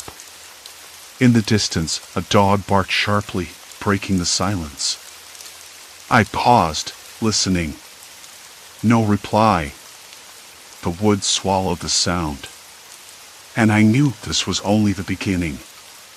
I sat on the cracked vinyl bench, the envelope heavy in my palm like a weight I hadn't expected. The room smelled faintly of damp wood and stale coffee. Marcy's place, a small diner not far from the trail's main entrance. Outside, The skeletal frames of the development jutted against the evening sky, their sharp angles silhouetted under the last light, like silent sentinels watching. I couldn't stop staring at the photos. They felt like pieces of a puzzle that didn't want to be solved. The first photo showed men in hard hats, faces blurred by motion or poor lighting, their postures tense. One was crouched near a pit, his face hidden by shadow or perhaps a mask. Another had a group clustered around a makeshift table strewn with papers, the faces unrecognizable, but the expressions, if I squinted, looked urgent, maybe even desperate. I flipped through the images again, hands trembling despite myself. Someone was working at night. Someone was hiding something. Marcy's words echoed in my mind. Politics. Power. Money. I'd heard it before, the same tired excuse people use to bury inconvenient truths, but this felt different. This felt like a trap. And standing here, with the development looming outside, I realized how deep the trap went. Has anyone tried to get to the bottom of this? I asked, voice low. Marcy shrugged, wiping a smudge off the counter with a rag that looked as aged as the diner itself. Some journalists poked around a while back. Nothing stuck. The company's got lawyers, you know. They make sure the right people don't talk. The locals? They don't want to lose their jobs, their homes. So the disappearances, well, people just whisper about them now. Like ghosts. But no one's brave enough to shout.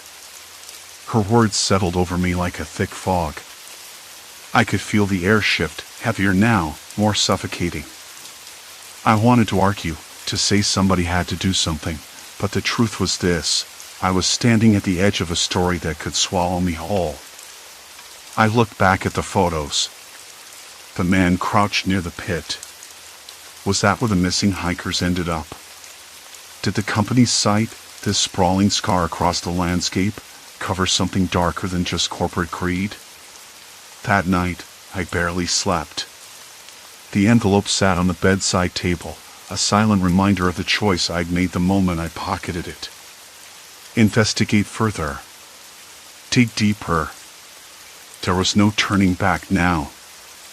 I'd already crossed a line, and somehow, I knew I was being watched. The following morning, I returned to the trailhead before the sun had fully risen.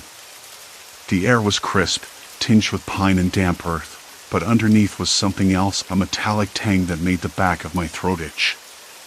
The main path was busy with early risers, joggers, and families, but nobody looked my way. Nobody noticed the tension coiled under my skin. I pulled the photos from my pack while sitting on a weathered bench near the trail sign. The images felt heavier in daylight, their grainy shadows sharpened by the cold light. I traced the edges with my finger, trying to decipher what I'd missed the night before. The pit. The makeshift table. The faces. Then I remembered a detail Marcy mentioned, something about the side path I'd stumbled on a few days ago. The one where I found backpacks and those desperate notes pinned to trees, soaked and fading but still legible. Lost hikers, silent pleas for help, warnings that went unanswered. I needed to see it again. The side path was narrower than the main trail, overgrown in places with brambles and tangled roots that snagged my boots. The air smelled different here, damp moss and decaying leaves, but also burnt rubber and faint oil, like some machine had been running nearby. I crouched beside a cluster of abandoned gear, picking up a cracked water bottle, its label peeling to reveal a faded brand. A faded note, pinned to a tree with a rusty nail, fluttered in the breeze. They're watching. Don't trust the workers. Don't go near the pit. My hands shook. The words weren't just a warning, they were a plea. Fear seeped into the paper, the handwriting jagged and uneven like the writer had been running or crying, or both. I pressed on, the trail narrowing until it ended abruptly at a chain-link fence, rusted and sagging. Beyond it, The earth dropped away into a deep excavation pit, dark, cavernous, and utterly silent. The pit I'd seen in the photo. My mouth went dry. The pit was bigger than I'd imagined, a gaping wound in the earth. I scanned the perimeter. Fresh tire tracks cut through the dirt, and half-buried footprints led closer to the edge. Someone had been here recently. Then a voice behind me, a low, deliberate tone that made my heart slam against my ribs. "You shouldn't be here." I spun around. A man in a faded company jacket stood a few feet away, ice cold and unreadable. His presence made the forest seem smaller, the shadows closer. The scent of sweat and cheap cologne hit me like a wave. "I'm just hiking," I said, voice tighter than I wanted. He smiled, but it didn't reach his eyes. "This path isn't for tourists. It's private property. You could get hurt." I nodded slowly, trying to keep my voice steady. "I'm not looking for trouble. Just trying to understand what happened to the missing hikers." His smile vanished. The man stepped closer, voice dropping. "Some things are better left alone. You don't want to find out." The air thickened. The pit yawned behind him like a silent threat. For a moment, I considered turning back. But the photos, the notes, Marcy's quiet warnings, they all pushed me forward. "Why cover it up?" I asked. He hesitated, then shook his head. "You don't know what you're dealing with. This place, it's bigger than you think. Bigger than any of us." The words hung between us, heavy and ominous. I swallowed hard. There was no way out now. I was tangled in something much larger, a network of secrets, lies, and power. He turned away without another word, disappearing down the trail, leaving me alone with the pit and the silence. Standing there, I realized this wasn't just a story anymore. It was a trap. And I'd stepped right into it. The forest held its breath, as if waiting for something unseen to stir beneath the ancient trees. The sun dipped lower, shadows stretching longer, and I knew that whatever I chose next, the path back was gone. The development, the missing hikers, the notes pinned like warnings to the trees, it was all connected. And I was in the middle of it. I stuffed the photos back into the envelope and shoved it into my pack. My legs felt weak, but I forced myself to move. There was one last thing I needed to do, one person I had to find. Because now I wasn't just a hiker with a curiosity. I was a target. And the story I'd uncovered was far from over. The pit sat behind me like a wound in the earth, dark and silent, swallowing every whisper of the wind. I stood there for a long moment after the man's retreating footsteps faded into the forest, the weight of his warning sinking deeper than any exhaustion from the climb. Bigger than any of us. His words rolled around in my chest, thick and heavy. I could almost taste the bitterness of them, like the last swallow of bitter coffee you didn't want but had to finish. I didn't move. Couldn't. The trail beyond the pit where the man had gone taunted me with its shadows.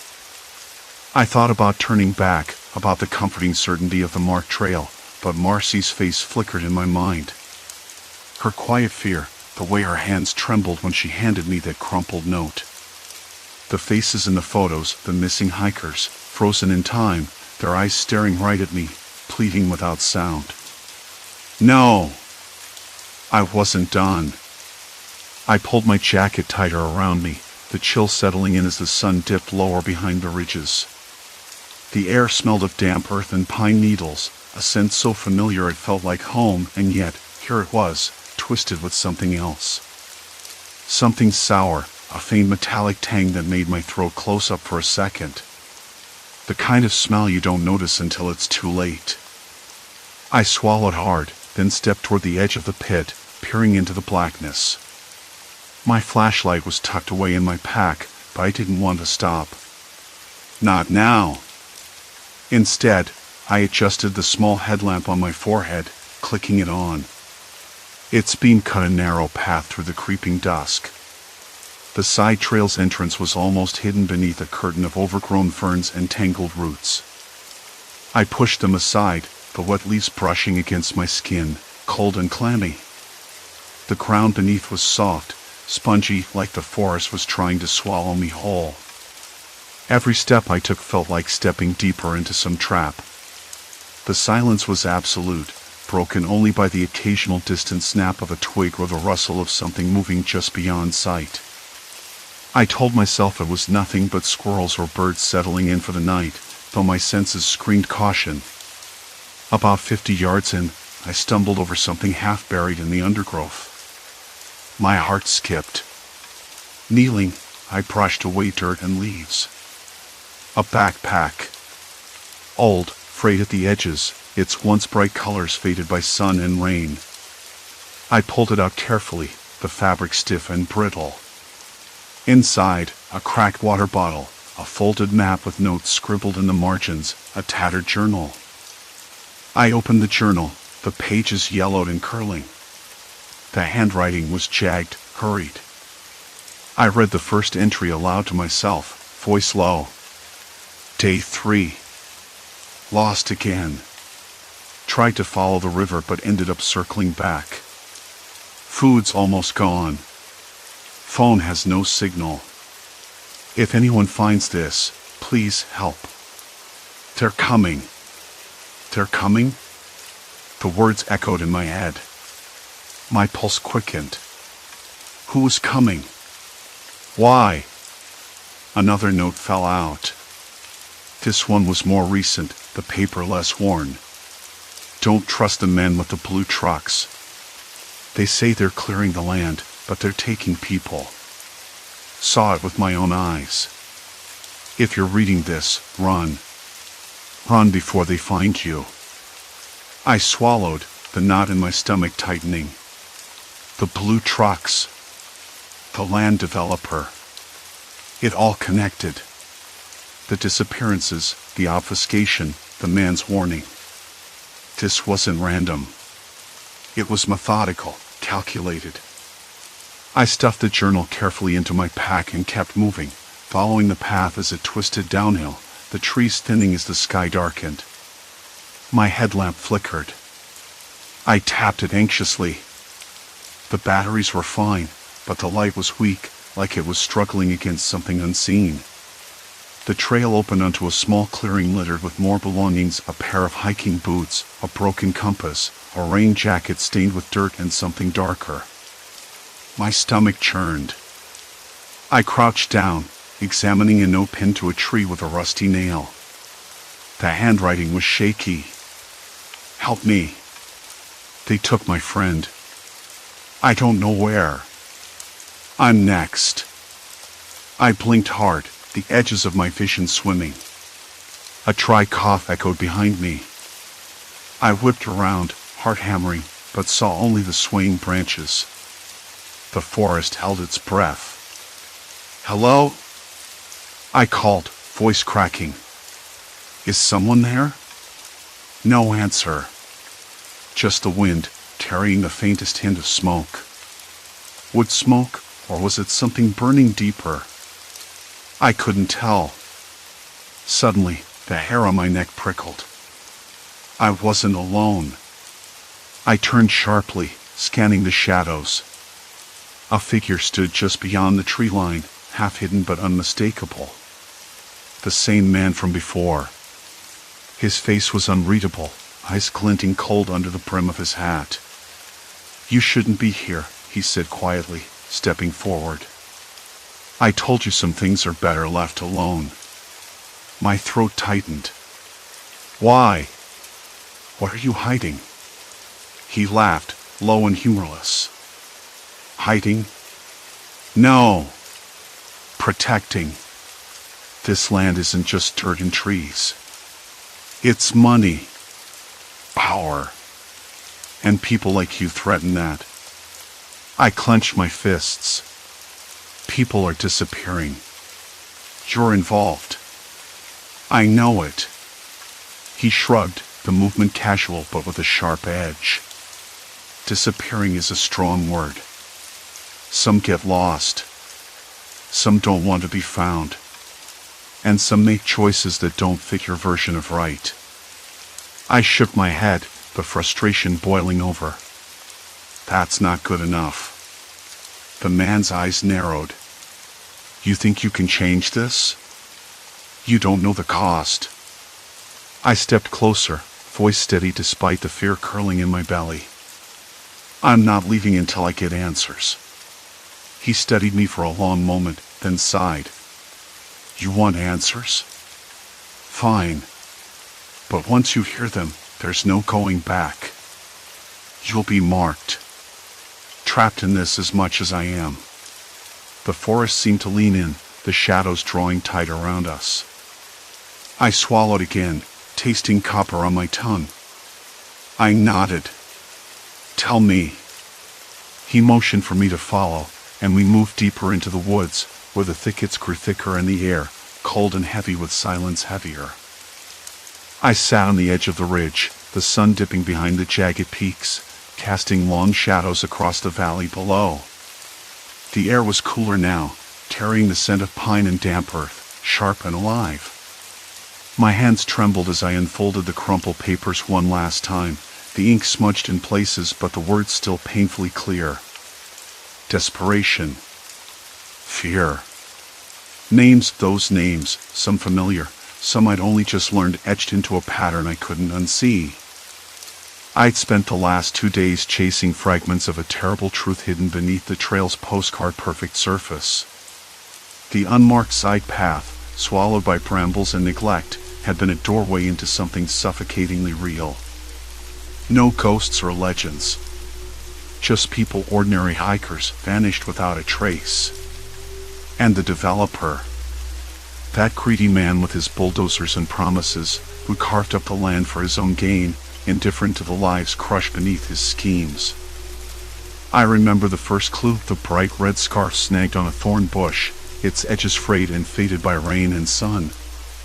It pulled me deeper into the tangle, into the undergrowth where discarded backpacks, water bottles, and torn journals lay like discarded hopes. Each item a whisper of a story ended too soon. I traced the pattern on the maps I'd found, connecting dots of disappearance, each closer to the developer's expanding project than I wanted to admit. The local authorities had brushed off my calls, citing natural hazards and increasingly reckless hikers. But I knew better. There was something deliberate under the surface. A calculated erasure. And I was the only one stubborn enough to follow the thread. Tonight, as the last light bled away, I felt the weight of it all pressing on my chest. I'd sent everything, the notes, photos, coordinates, to an investigative journalist I'd met days ago at the trailhead. Someone who wouldn't let this story die under a pile of bureaucratic apathy and corporate lies. I hoped. I needed to hope. The wind carried a distant sound, dogs barking far below, a faint murmur of voices from a nearby ranger station. It was ordinary life, oblivious to the dark corners I'd uncovered. I let my fingers trail over the rough bark of the tree beside me, grounding myself. The bark was cool and slightly sticky with sap, the smell oddly comforting. I thought about the people I'd never met but had come to know so intimately. Claire, the young woman who'd left a note begging for help. Tom, whose hiking boots were found abandoned near a fresh bulldozer track. Marcus, whose final journal entry ended with a desperate plea to stay away from the new construction. Their voices haunted my mind, their stories lingering like shadows. I thought about my own reasons for coming here. I'd wanted escape, clarity, a break from the city's noise. Instead, I found a quiet horror that seeped beneath my skin. It changed me. This wasn't just a hike anymore, it was a reckoning. I stood, brushing dirt from my pants. The path back to the main trail was steep but familiar, and I knew I wouldn't be coming back to that side path. Not the way I had before. Not without someone else, with backup, with proof that would make the invisible visible. The rustling of leaves caught my attention. For a moment, I thought I was imagining it, a figure slipping between trees. My breath hitched, but no one emerged. Just the wind again, twisting through branches like a whispered warning. I shook my head, trying to clear the sudden pulse of fear. I wasn't a fool. Or at least, I didn't want to be. I had evidence, witnesses, well, their belongings, and a story that demanded to be told.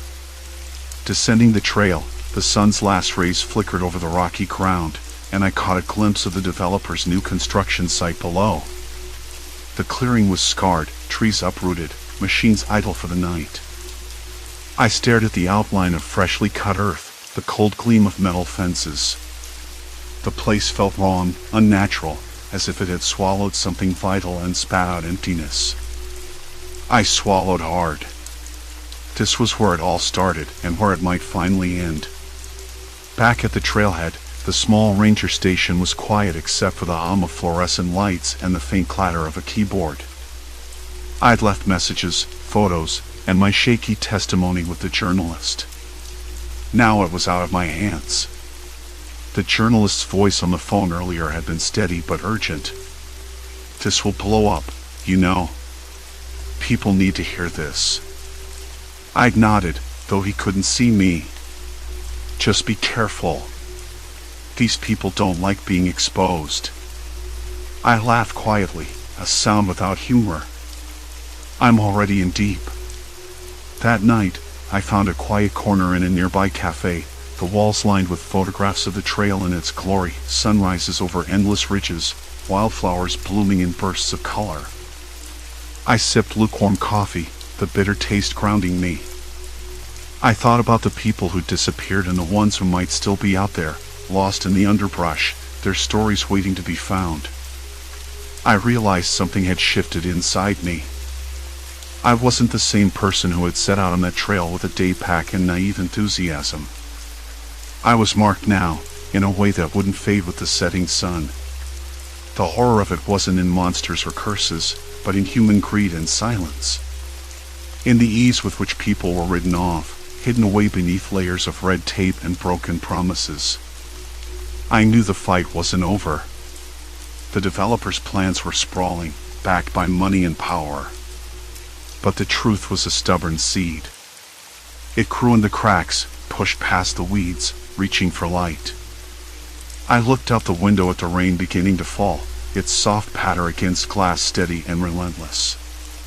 The trail ahead was uncertain, winding. But I would keep walking it, in whatever way I could. Because some stories refuse to be left untold. And some voices demand to be heard. The end.